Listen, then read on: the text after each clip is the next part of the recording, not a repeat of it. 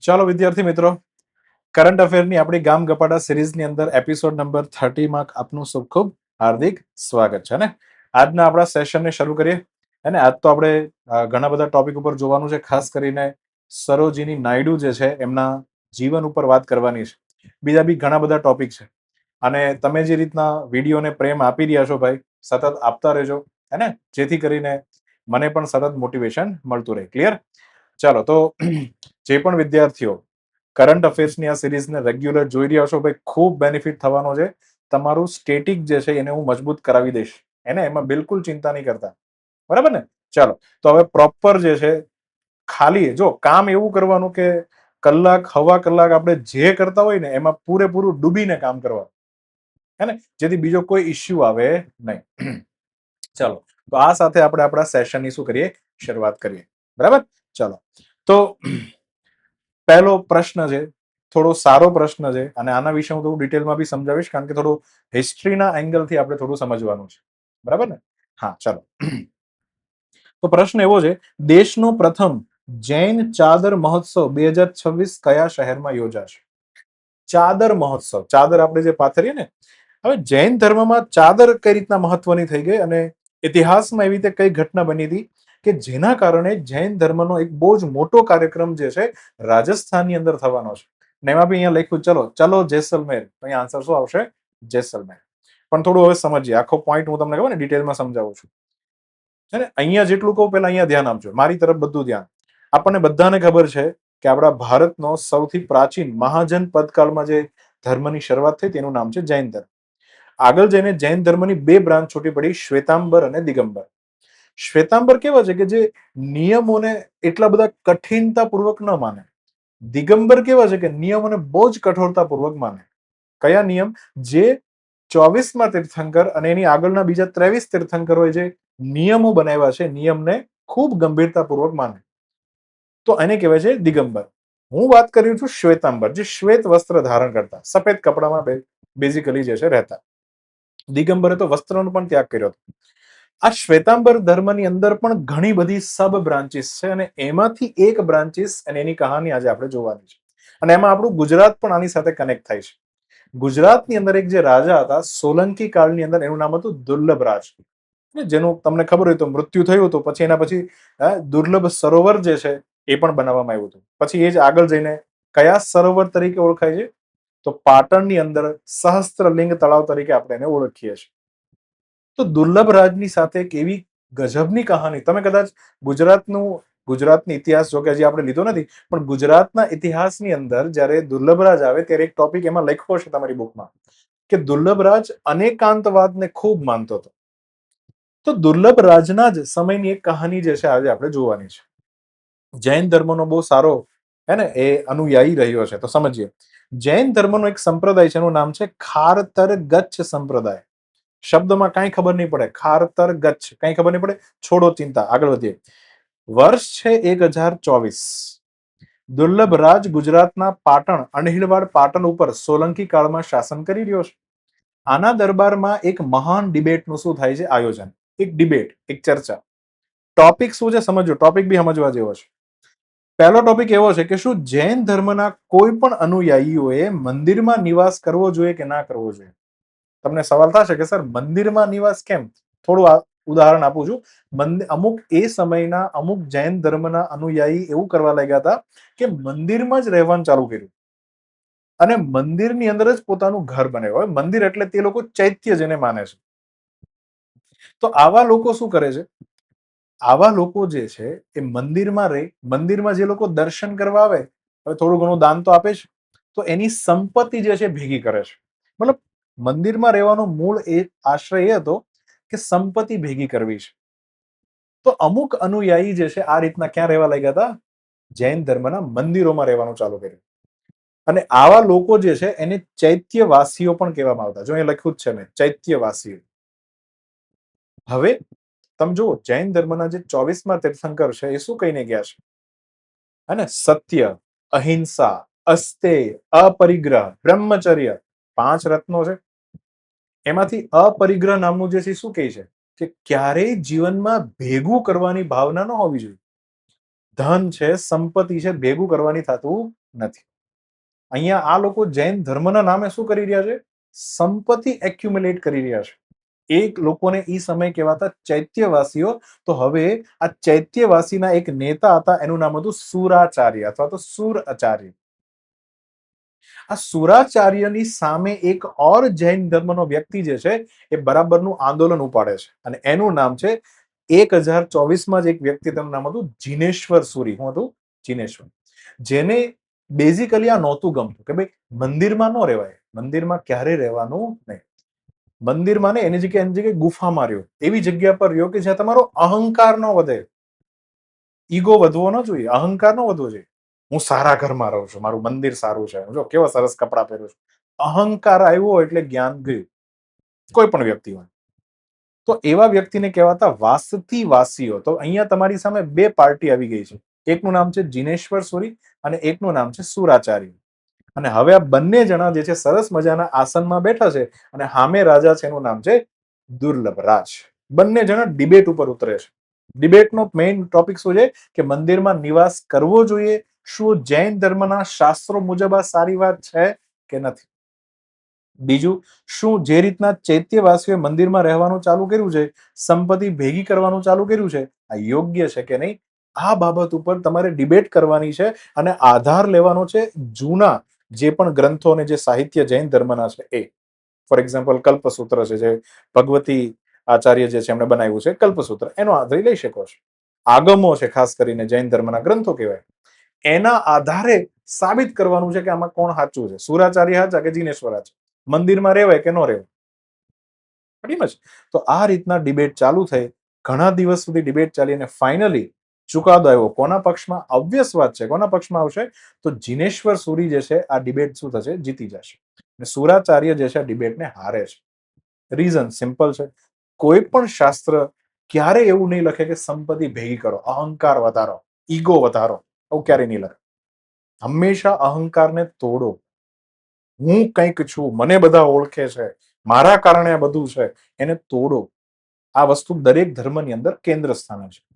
તો અહીંયા જિનેશ્વર સૂર્ય શાસ્ત્રો દ્વારા સાબિત કર્યું કે એક પણ સાધુએ મંદિરમાં ન રહેવું જોઈએ, સંપત્તિને મિલકતની માલિકી રાખવી જોઈએ નહીં. દુર્લભ રાજ જે છે એ આખી ડિબેટને જોવે છે, અને ફાઇનલી જે છે એ પદવી આપે છે કોને? જિનેશ્વર સૂરીને, જે વિજેતા છે. શું કહે છે કે ભાઈ તારો તર્ક તો એકદમ તીક્ષ્ણ હતો આખી ડિબેટ દરમિયાન, તે ખૂબ જ સત્ય જે છે એના સિદ્ધાંતોનું કડકાઈથી પાલન કર્યું, અને એનાથી પ્રભાવિત થઈ અને આ દુર્લભ રાજ જે છે આપણે એને ખરતારનું બિરુદ આપે છે. ખરતારનો અર્થ થાય કે જે તીક્ષ્ણ છે, કડક છે, જે નિયમમાં બાંધછોડ નહીં કરે. તો અહીંયા અલ્ટિમેટલી આ ખરતાર શબ્દ જે છે એ જિનેશ્વર સુરી જે છે એની સાથે જોડાઈ ગયું, અને અહીંયાથી જૈન ધર્મની એક નવી બ્રાન્ચ ચાલુ થઈ કે જે જિનેશ્વર સુરીને માને છે. આ બધા લોકોને ખરતાર અથવા તો ખારતર ગચ્છ કહેવાવા લાગ્યા, કે જે નિયમોમાં જડતાથી માને, નિયમોને છોડે નહીં. અને હવે અહીંયા જિનેશ્વર સુરી જે છે એના અનુયાયી પોતાને શું કહેવા લાગ્યા? ખરતાર ગચ્છ. ગચ્છ એટલે એની પાછળ જવું. ખરતાર કોનું ઉપનામ છે? જિનેશ્વર સુરીનું ઉપનામ છે. તો આ રીતના આપણા ગુજરાતની અંદર એક નવો રિલિજિયન જે છે, એક નવો સંપ્રદાય બેઝિકલી શું થયો ચાલુ થયો. હવે ધ્યાનથી સમજો. હવે આ જ જિનેશ્વર સુરીના ફોલોવર્સની અંદર એક ઓર વ્યક્તિ આગળ થઈને આવ્યા, એનું નામ હતું જીન દત્ત સુરી, જે બેઝિકલી ખરતાર ગચ્છ સંપ્રદાયને ખૂબ ફેલાવે છે. ક્યાં ફેલાવે છે? રાજસ્થાન અને પાકિસ્તાનનો જે પેલો સિંધનો એરિયા છે ને, એ બે જગ્યા પર એનો ખૂબ ફેલાવો કરે છે. અને આને છે પ્રથમ દાદા ગુરુ તરીકે પણ ઓળખતા, અને દાદા કહેતા પ્રેમથી, દાદા ગુરુ એમ. પોતે ખરતાર ગચ્છ સંપ્રદાયમાંથી. તો પહેલો પ્રશ્ન, ખરતાર ગચ્છ સંપ્રદાય ચાલુ કોણે કર્યો? જિનેશ્વર સુરીએ. જિનેશ્વર સુરી કોની સામે જીતી ગયા હતા? સુરાચાર્ય સામે જીતી ગયા હતા. જિનેશ્વર સુરીના અનુયાયીમાં એક કોણ છે? જીન દત્ત સુરી. જીન દત્ત સુરી જે છે એ રાજસ્થાનની અંદર ફેમસ છે, અને સાથે સાથે સિંધના એરિયામાં ફેમસ છે. એને દાદા ગુરુ તરીકે ઓળખતા. આ જીન દત્ત સુરી જે છે ને એ ખૂબ પ્રખ્યાત છે. હવે આપણે અહીંયા પહોંચીએ, આ જીન દત્ત સુરીની કહાની સમજીએ. જીન દત્ત સુરી જે છે એ રાજસ્થાનનું જે ડેઝર્ટ છે એની અંદર એક શહેર છે જેસલમેર. આ રાજસ્થાનનું જેસલમેર જે છે જીન દત્ત સુરી સાથે જોડાયેલું છે, એટલે કે આપણા દાદા ગુરુ સાથે જોડાયેલું છે. કેમ જોડાયેલું હું તમને આગળ કહું, પણ અત્યારે એટલું સમજો કે આ જેસલમેરની અંદર 6 થી 8 માર્ચ એટલે કે આગલા મહિને દેશનો પહેલો ચાદર મહોત્સવનું શું થવાનું છે આયોજન. હવે તમને પ્રશ્ન થાય સર ચાદર કેમ આવી?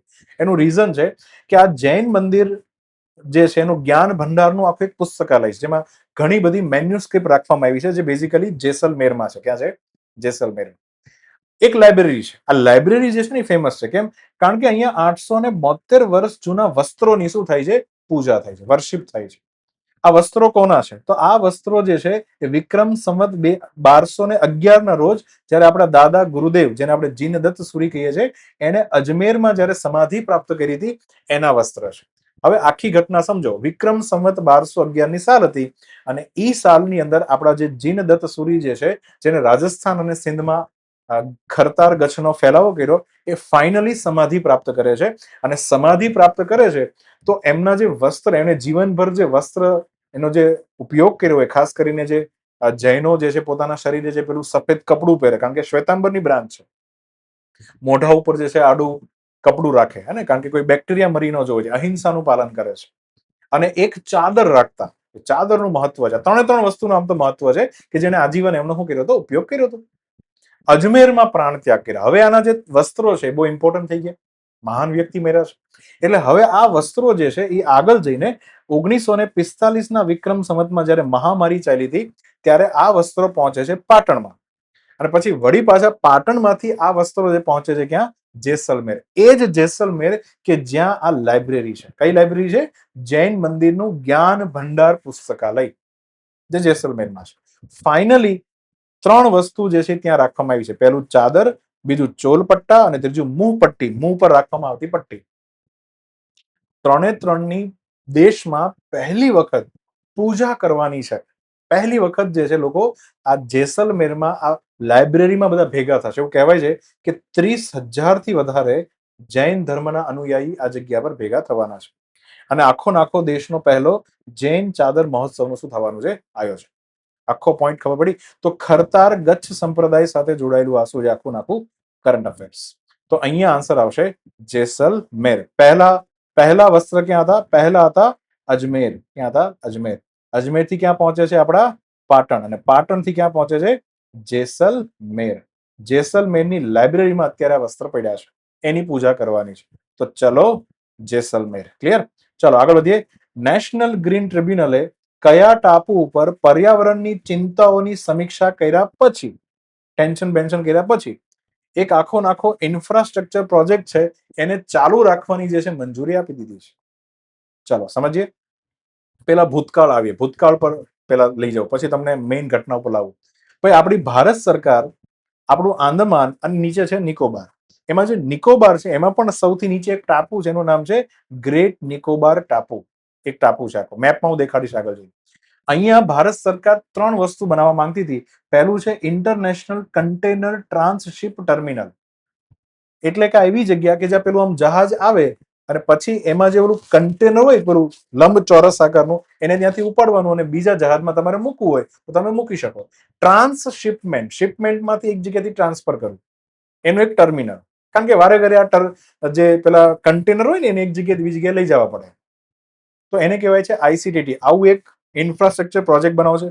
સેકન્ડ, ત્યાં લોકોને રહેવા માટે આખી ટાઉનશીપ બનાવી છે. કારણ કે આખો એરિયા જે છે ને ફોરેસ્ટ લેન્ડ છે, ત્યાં પ્રાણીઓ છે, વનસ્પતિ છે, બાયોડાયવર્સિટી હોટસ્પોટમાંથી એક છે, સુંદાલેન્ડની ભૂમિ છે. આ જગ્યા પર સરકારને વૃક્ષો કાપી અને હું બનાવું છું? એક ટાઉનશીપ બનાવી છે. સાથે 450 મેગાવોટનો ગેસ અને સોલાર આધારિત પાવર પ્લાન્ટ બનાવી રહ્યો, જેથી બધાને વીજળી મળે. કારણ કે વીજળી જોશે ને, ટાઉનશીપમાં લોકો રહેશે અને આ ટર્મિનલ જે છે ત્યાં લોકો કામ કરશે. આ પ્રોજેક્ટ હતો. હવે આ પ્રોજેક્ટ જે છે ને, હવે તમે સમજો સરકારનો જ પ્રોજેક્ટ છે, તો સરકાર દ્વારા એની સરકારની જે આપણી મિનિસ્ટ્રી છે, મિનિસ્ટ્રી ઓફ એન્વાયરમેન્ટ, એને તો ક્લિયરન્સ આપી દીધું હોય કે કઈ વાંધો નહીં, મળો ધમધમાવા, પર્યાવરણ ગયું તેલ લેવા. પણ આગળ જઈને થયું કેવું? 2022નું વર્ષ આવે છે ત્યારે નેશનલ ગ્રીન ટ્રિબ્યુનલ આજે એન્વાયરમેન્ટ મિનિસ્ટ્રીનું જે ક્લિયરન્સ છે એને રોકી દીધું. મતલબ કે આ 3 વસ્તુમાંથી એકે બનાવવાનું નથી. કેમ? કારણ કે આ જગ્યા પર કોરલ રીફ છે. કોરલ રીફ કહો ને, પરવાળાના ખરાબા. જો તમે આ બધું બનાવવાનું ચાલુ કરશો તો એને નુકસાન છે. બીજું, સરકારનો જ એક નિયમ છે, એનું નામ છે આઇલેન્ડ કોસ્ટલ રેગ્યુલેશન ઝોન. જેટલા પણ ટાપુ છે, આઇલેન્ડ છે, એના કિનારે કિનારે જે છે વધારે પડતી એક્ટિવિટી ન થઈ જાય એના માટે ભારત સરકારે 2019માં હું બનાવ્યો હતો એક કાર્યક્રમ, એક માર્ગદર્શિકા બનાવી હતી.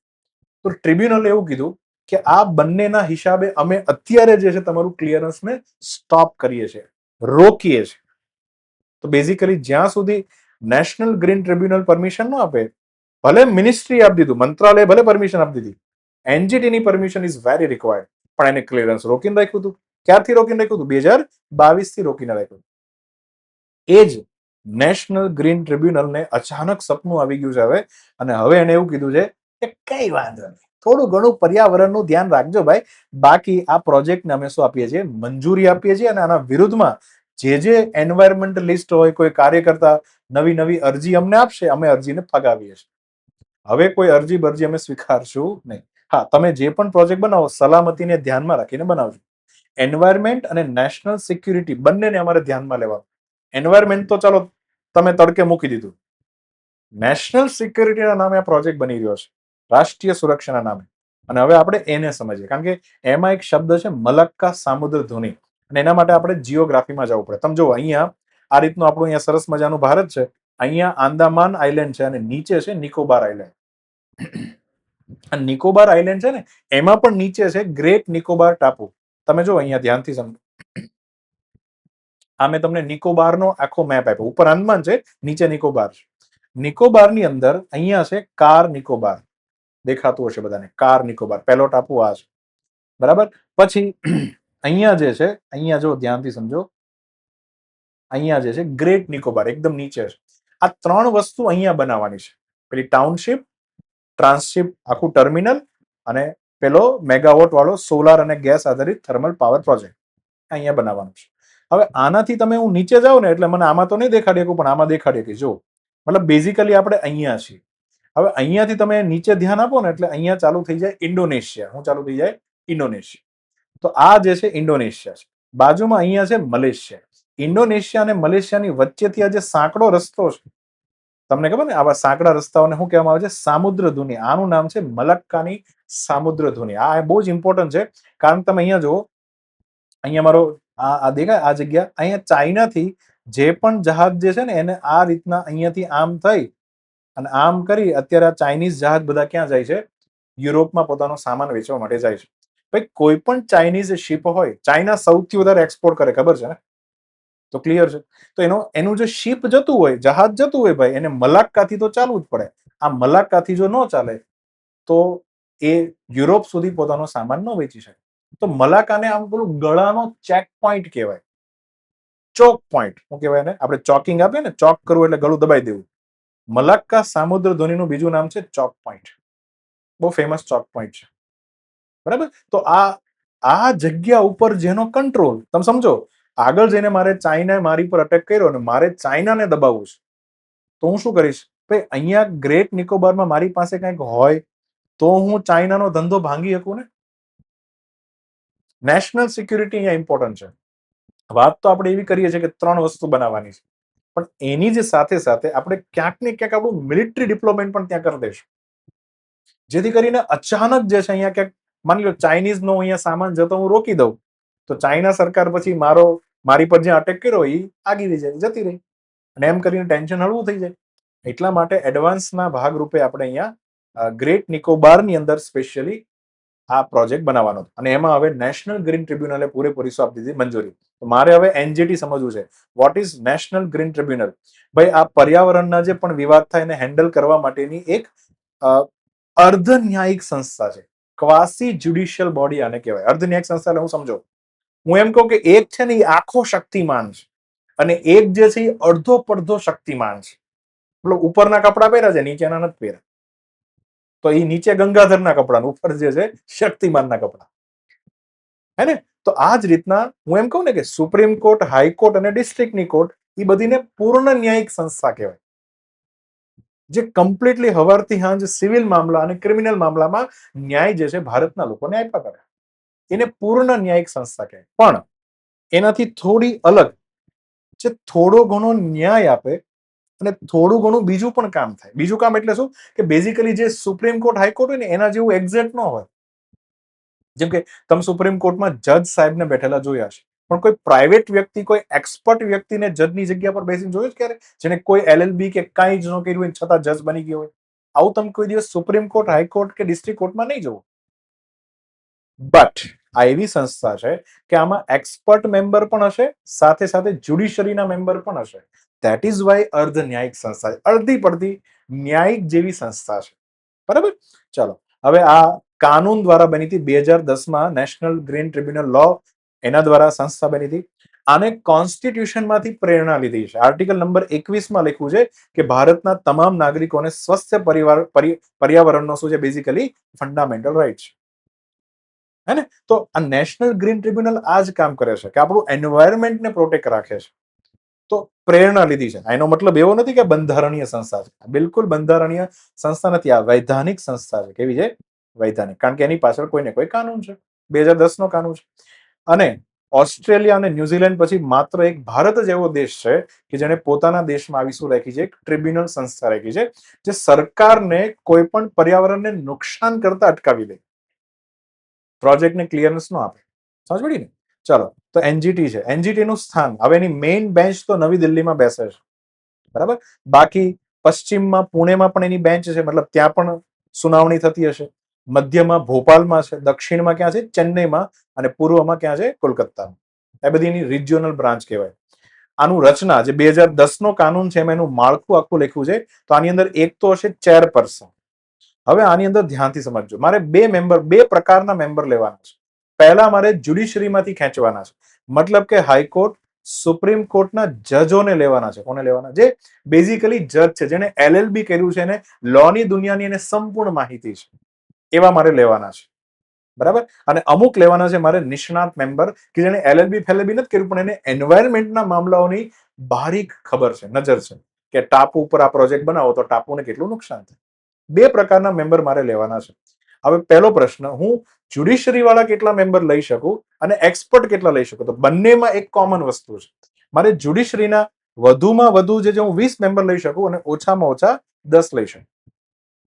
એ જ રીતના હું એક્સપર્ટ પણ ઓછામાં ઓછા 10 અને વધુમાં વધુ 20. આમાં બી ઓછામાં ઓછા 10, વધુમાં વધુ 20. માની લો ફૂલ સ્ટ્રેન્થ મારે બનાવવી હોય તો હું 20 સુપ્રીમ કોર્ટમાંથી ખેંચીશ અને 20 એક્સપર્ટ, ટોટલ 40 મેમ્બર થઈ જશે.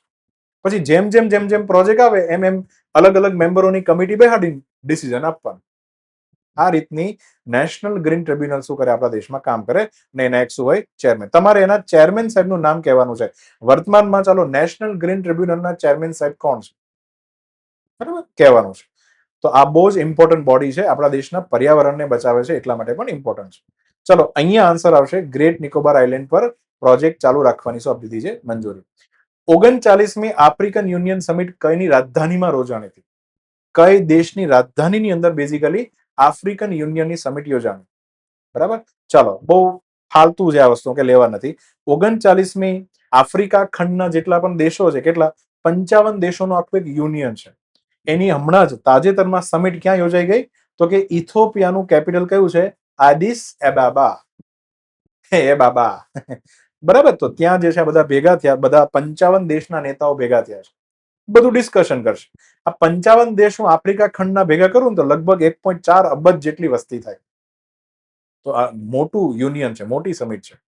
બરાબર. અને આફ્રિકામાં વર્તમાનમાં વિશ્વની સૌથી યુવા વસ્તી રહે છે. પણ તમે સમજો, આફ્રિકા એટલું ગરીબ છે કે પોતાના યુવાનોનું ડેમોગ્રાફિક ડિવિડન્ડ નહીં ઉઠાવી શકે. મારે દેશને પ્રોગ્રેસમાં લઈ જવાય, જેથી અત્યારે કારણ કે આ યુવાન છે, આગળ જઈને ગરડા થવાના, ગરડા થઈને મારા દેશમાં કોઈ કામે લાગવાના નથી. હે ને? તો જ્યાં સુધી વસ્તી યુવા હોય તો એનો મારે ફાયદો ઉઠાવી લેવાય. મારે મારા દેશમાં રોકાણ લાવવું પડે, નવી નવી કંપનીઓ ખોલવી પડે. બરાબર. જેથી કરીને એ લોકો એમાં જોબ કરે અને દેશ આગળ વધવા લાગે, દેશમાં કેપિટલ ફોર્મેશન થાય, મૂડી નિર્માણ થાય. પણ આફ્રિકામાં સિચ્યુએશન તમે જાણો છો, એકબીજાને બાંધવામાંથી ઊંચા આવતા નથી. બીજું, અહીંયા આજે આખી સમિટ ભરાણી ને 39માં, એમાં યુવાનોએ આનો ખૂબ વિરોધ કર્યો. શું કીધું? કે આમાં તો નકરા બુઢ્ઢા જ છે. હું છે લાંબા સમયથી વૃદ્ધ નેતાઓ રહેશે. યુવા નાગરિકોએ આ આફ્રિકન યુનિયનની ખૂબ ટીકા કરી. એમ કીધું કે લોકો કરતા છે ને વધારે ધ્યાન અહીંયા છે ને યુનિયનમાં સરકારો ઉપર અપાય છે, કે ઇથોપિયા શું કરશે, સાઉથ આફ્રિકા શું કરશે? 55 દેશોની ગવર્મેન્ટ, મતલબ પોલિટિશિયનો એકબીજાનું હાચવે છે. લોકો આરે શું થાય છે કઈ લેવા દેવા નથી. બરાબર? એટલે યુવા પ્રતિનિધિત્વ હોવું જોઈએ. એક તો તમે નેતાએ ઘડા રાખ્યા છે તો કઈ કામનું નથી. ચલો, આફ્રિકન યુનિયનની સ્થાપના થઈ હતી 2002 અને આનું હેડક્વાર્ટર પણ ત્યાં જ છે કે જ્યાં અત્યારે સમિટ છે, ઇથોપિયાના એડિસ એબાબા. બરાબર? અને 2026ની થીમ તો ભાઈ રાખી દો, હે ને, વોટર અને સેનિટેશન. અરે વાહ! ક્લાઇમેટ ચેન્જ અને હ્યુમેનિટેરિયન ક્રાઇસિસ, માનવતાના જે અલગ અલગ સંકટો છે, ખાસ કરીને એક દેશમાં જે છે ડ્રગ્સનો પ્રોબ્લેમ છે, એક દેશમાં આતંકવાદી સમૂહનો પ્રોબ્લેમ છે, તો એના લોકોને સ્થળાંતર કરીને બીજી જગ્યાએ જવું પડે, તો એને હ્યુમેનિટેરિયન ક્રાઇસિસ કહેવાય છે. તો આવા ક્રાઇસિસ જે છે આફ્રિકન યુનિયનમાં ખૂબ ચાલે છે. તો આવી એની સમિટની થીમ છે. ચાલો, અહીંયા આન્સર આવશે એડિસ અબાબા. આગળ વધીએ. મહાશિવરાત્રીની ઉજવણી દરમિયાન ભવ્ય ભારત ભૂષણ એવોર્ડ જે છે કોણે શરૂ કર્યો? આ દાઢીવાળા દાદા પછી ખબર પડી જાય કોણે ચાલુ કર્યો. સદગુરુ જગ્ગી વાસુદેવ. તાજેતરમાં મહાશિવરાત્રીની ઉજવણી હતી. આ મહાશિવરાત્રીની ઉજવણીમાં તમને ખબર ને, તમિલનાડુના કોઇમ્બતુર ખાતે ઈશા યોગ કેન્દ્ર એટલે કે ઈશા ફાઉન્ડેશન નામની એક સંસ્થા છે, જેના સ્થાપક કોણ છે? સદગુરુ જગ્ગી વાસુદેવ, જેને બધા સદગુરુ કહે છે. એમણે આ ઉજવણી ચાલતી હતી, એમાં એને ચીફ ગેસ્ટ તરીકે કોને બોલાવ્યા હતા? રાજનાથ સિંહને. ડિફેન્સ મિનિસ્ટર આપણે ત્યાં ગયા હતા. અને આ જ ઉજવણી દરમિયાન એને એક એવોર્ડની ઘોષણા કરી કે જે એવો વ્યક્તિ કે જે રાષ્ટ્રના નિર્માણમાં પોતાનું યોગદાન આપે.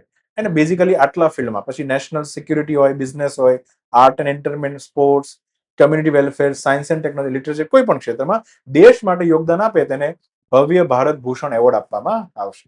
2 જણાને એવોર્ડ આપ્યો પણ છે, કોઈ કામનું નથી, તમારે એક્ઝામમાં પૂછવાનું નથી. બરાબર? ચાલો, તો અત્યારે એટલું ખાલી યાદ રાખો કે ભવ્ય ભારત ભૂષણ એવોર્ડ પણ આપ્યો છે, જગ્ગી વાસુદેવ આપ્યો છે.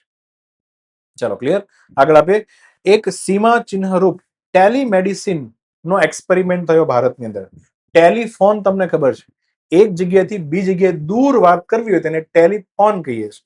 એમ ટેલિમેડિસિન એટલે શું કે ડોક્ટર અહીંયા બેઠો છે, એનાથી 12,000 કિલોમીટર દૂર એનો પેશન્ટ છે અને એની સારવાર કરવી છે. ડોક્ટર અહીંયા નહીં રહેશે, અને ટેલિમેડિસિન કહેવાય. તો એવી એક પહેલ કરી. કઈ સંસ્થા દ્વારા પહેલ કરવામાં આવી? કે ભારતથી 12,000 કિલોમીટર દૂર મૈત્રી નામનું આપણું એન્ટાર્કટિકા ઉપર શું છે, એક બેઝ સ્ટેશન છે, ત્યાં એક પેશન્ટ છે ને એની ઉપર બેઝિકલી અલ્ટ્રાસાઉન્ડ જે છે એની થેરાપી કરવામાં આવી છે. સમજ પડી? તો તમે વિચારો, ભારતના ડોક્ટરોએ અહીંયા બેઠા બેઠા, દિલ્હીમાં બેઠા બેઠા, બેઝિકલી એમ્સ દિલ્હી આનો આન્સર આવશે, તો દિલ્હીમાં બેઠા બેઠા એન્ટાર્કટિકા જે છે એના પેશન્ટને હારો કરી દીધો. તો આ જે છે એક મોટી છલાંગ કહેવાય. કારણ કે એન્ટાર્કટિકા તો બહુ કપરી પરિસ્થિતિ છે, ત્યાં કોણ જશે? તમે વિચારો, સમજ પડે છે કઈ? પણ ત્યાં જવું, એન્ટાર્કટિકા એક તો હાર્શ ક્લાઇમેટ છે, તો આવી જગ્યા ઉપર all India institute of medical science, એટલે આપણે એને એમ્સ કહીએ, ન્યૂ દિલ્હી, એને શું કર્યું? 12,000 કિલોમીટર દૂર દર્દી હતો, એની પર રિયલ ટાઈમ રિમોટ અલ્ટ્રાસાઉન્ડ કર્યું. મતલબ અહીંયાથી આમ ફેરવે ને એટલે ન્યા કામ થાય. એના માટે કનેક્શન, ઇન્ટરનેટ કનેક્શન હોવું જરૂરી છે, 5G પાછું. એવું ન થાય કે હું પાછું અહીંયા દાંડું હલાવું અને ન્યા જે છે અલ્ટ્રાસાઉન્ડ 5 મિનિટ પછી થાય. એવું ન થવું જોઈએ. લાઈવ કર્યું છે. અને આ આખો પ્રોજેક્ટ જે છે એમાં ઘણા લોકોએ સાથ આપ્યો. પહેલો તો સાથ મળ્યો પૃથ્વી વિજ્ઞાન મંત્રાલયની એક સંસ્થા, જેનું બહુ સરસ નામ છે national centre for polar. Polar એટલે ધ્રુવ, અને ઓશિયન એટલે દરિયા. એમાં રિસર્ચ કરવા માટેનું ગોવા જેનું હેડક્વાર્ટર છે એવી સંસ્થા, એનું નામ છે NCPOR. એક તો એને સહયોગ આપ્યો તો એમ્સ દિલ્હીમાં. બીજું, એમ્સ તો આપશે, ઓબ્વિયસ વાત છે. બીજું, Indian institute of technology Delhi, IIT દિલ્હીના રિસર્ચર્સ પણ આની અંદર ભેગા હતા, અને ઘણા બધા ટેકનોલોજી સ્ટાર્ટઅપ પણ ભેગા. આમ કરીને એક કમ્બાઇન્ડ પ્રોજેક્ટ જે છે ક્યાં કરવામાં આવ્યો? એમ્સ દિલ્હીમાં. અને મૈત્રી રિસર્ચ સ્ટેશન જે છે એમાં આખું કામ પૂરું થયું. તો હવે આપણે એ સમજીએ કે એન્ટાર્કટિકા નામનો જે હાવ બેરન લેન્ડ છે, આખું ખાલી ભૂમિ છે, એમાં ભારતના કેટલા રિસર્ચ સ્ટેશન? તો ભારતના ટોટલ અત્યારે 3 રિસર્ચ સ્ટેશન છે. એમાંથી અત્યારે હાલમાં કામ ખાલી 2 જ કરે છે. પહેલું સ્ટેશન આપણે બનાવ્યું હતું દક્ષિણ ગંગોત્રી. એની સ્થાપના 1983માં થઈ, પણ બરફનું તોફાન આવ્યું ને બેઝિકલી બરફની નીચે આખું આખું સ્ટેશન દબાઈ ગયું. આપણા કાંઈ કામમાં રહ્યું નહીં. એટલે 1990 થી આ શું છે? બંધ છે. વર્તમાનમાં આપણે ઉપયોગ કરીએ છીએ, પણ એક સપ્લાય બેઝ તરીકે, ત્યાં સામાન બામાન થોડોક રાખવો હોય તો રાખી શકીએ, અને કોઈ કેમ્પમાં જતું હોય ને ત્યાં થોડા સમય માટે રહેવું હોય તો ટ્રાન્ઝિટ માટે રહી શકે છે. બાકી એનો કોઈ ઉપયોગ નથી, રિસર્ચ કરવા માટે નથી ઉપયોગ. તો પહેલું કયું છે? દક્ષિણ ગંગોત્રી. ક્યાં હતું? એન્ટાર્કટિકામાં. હું દક્ષિણ ધ્રુવમાં છું. પછી બીજું પ્રોપર સ્ટેશન બનાવ્યું મૈત્રી, જે આજે પણ કામ કરે છે, હાલાકી ગવડું થઈ ગયું છે પણ કામ કરે છે, 1989 માં બનાવ્યું. એન્ટાર્કટિકામાં કઈ જગ્યા પર છે? તો એન્ટાર્કટિકા જે છે ને, આ રીતના માનો એન્ટાર્કટિકા ખંડ છે, તો એની અંદર જવાનું. કેટલા કિલોમીટર? 100 કિલોમીટર. વિચારો, બહુ ખરાબ પરિસ્થિતિ નિર્માણ થાય, હવાનું તોફાન, બરફ, આ બધું ચાલતું હોય. દક્ષિણ ધ્રુવ જે એક્ઝેક્ટ છે આપણો સાઉથ પોલ, એનીથી એકદમ નજીક છે. તેનું એ જગ્યાનું નામ છે બેઝિકલી શિર માચર ઓએસિસ. શિર માચર ઓએસિસ. આપણા લોકોએ 2 સ્ટેશન બનાવતું તો એવી જગ્યા સિલેક્ટ કરી છે કે જેમાં બહુ બધું બરફ ન હોય, થોડી જમીન પણ હોય. પડી જ ને? તો જેથી કરીને ઓલું કે ને, કાયમ બહાર નીકળે સીધો બરફ જ હોય, તો ખૂંદતું જવાનું. જમીન હોય તો સારું પડે. તો ખડકાળ વાળો પ્રદેશ જે છે સિલેક્ટ કર્યો. કેવો? ખડકાળ, બરફ મુક્ત પ્રદેશ છે. નામ છે એનું શિર માચર ઓએસિસ. તમને ખબર હોય તો કદાચ આ શબ્દ ખબર છે, ઓએસિસ કોને કહેવાય? ઓએસિસ, ન ખલિસ્તાન, હે ને? જેને તૈયારી પ્રોપર કરતો હોય ને એને ખબર પડી જાય. અને સિંધના લોકો ન ખિલિસ્તાન પણ કહે. ઓએસિસ ખબર છે કોને કહેવાય? નેટ ઉપર સર્ચ મારજો ઓએસિસ. ઓએસિસ એટલે સમજાવો. તમે નાના હતા ત્યારે કોઈ કહાની સાંભળી હોય કે એક વ્યક્તિ રણ પ્રદેશમાં ચાલતો જાય છે અને ખૂબ તરસ લાગી. એટલો બધો તરસ્યો થયો, ક્યાંય પાણી હતું નહીં. ચાલતા આગળ જઈને અચાનક એવી જગ્યા હોય જ્યાં સરસ મજાનું આ રીતના તળાવ હોય, ચારે બાજુ સરસ મજાના ખજૂરીના ઝાડ ઉગ્યા હોય. શું ઉગ્યા હોય? ખજૂરીના ઝાડ. આવો સમૃદ્ધ પ્રદેશ, એવો પ્રદેશ કે જેની આજુબાજુ વેરાન પ્રદેશ છે, પણ વચ્ચે સારી જગ્યા છે. તો એના માટે શબ્દ છે ઓએસિસ, સમૃદ્ધ જગ્યા. આપણા શહેરોમાં પણ ઓએસિસ વિસ્તાર હોય છે. હું અમારા સુરતની વાત કરું તો અમારા સુરતની અંદર વચ્ચે 1-2 એરિયા એવા છે કે જે ઓએસિસ છે. મતલબ એ સમૃદ્ધ જગ્યા. ત્યાં સરસ મજાની સ્ટ્રીટ લાઇટ, રસ્તા ખૂબ સારા હોય, હોસ્પિટલ બધી નજીક હોય, એટલી બધી ભરચક વસ્તી ન હોય, ગરીબો ઓછા હોય, ત્યાં સમૃદ્ધ જગ્યા. પણ આસપાસ જે છે ગરીબ એરિયા હોવો જોઈએ, હે ને? તો મોહેન્જો દડોને ખાસ કરીને સિંધના લોકો શું કહે છે? ઓએસિસ કહે છે, નખિલિસ્તાન કહે છે. કે સિંધ આખું રણ છે, વચ્ચે આટલું સરસ મજાનું મોહેન્જો-દડો શહેર. વાહ ભાઈ વાહ. એ જ રીતના અહીંયા જે શિર માચર નામની જગ્યા છે, એ એન્ટાર્કટિકામાં એક ઓએસિસ વાળી જગ્યા છે. સારી જગ્યા છે બેઝિકલી, ત્યાં તમે રહી શકો આરામથી, કોઈ વાંધો ન આવે. ત્યાં આપણે મૈત્રી સ્ટેશન બનાવ્યું છે. 100 કિલોમીટર ઇનલેન્ડ એરિયામાં છે. સાથે આપણે એક આર્ટિફિશિયલ લેક, તળાવ પણ બનાવ્યું, કારણ કે રહેવા માટે પાણી તો પીવા જોઈએ ને ઉડાવીને. તો પ્રિયદર્શની નામનું શું બનાવ્યું છે? તળાવ. મૈત્રી સ્ટેશન કાર્યરત છે, પણ કેવું થઈ ગયું છે? હાવ આઉટડેટેડ થઈ ગયું છે.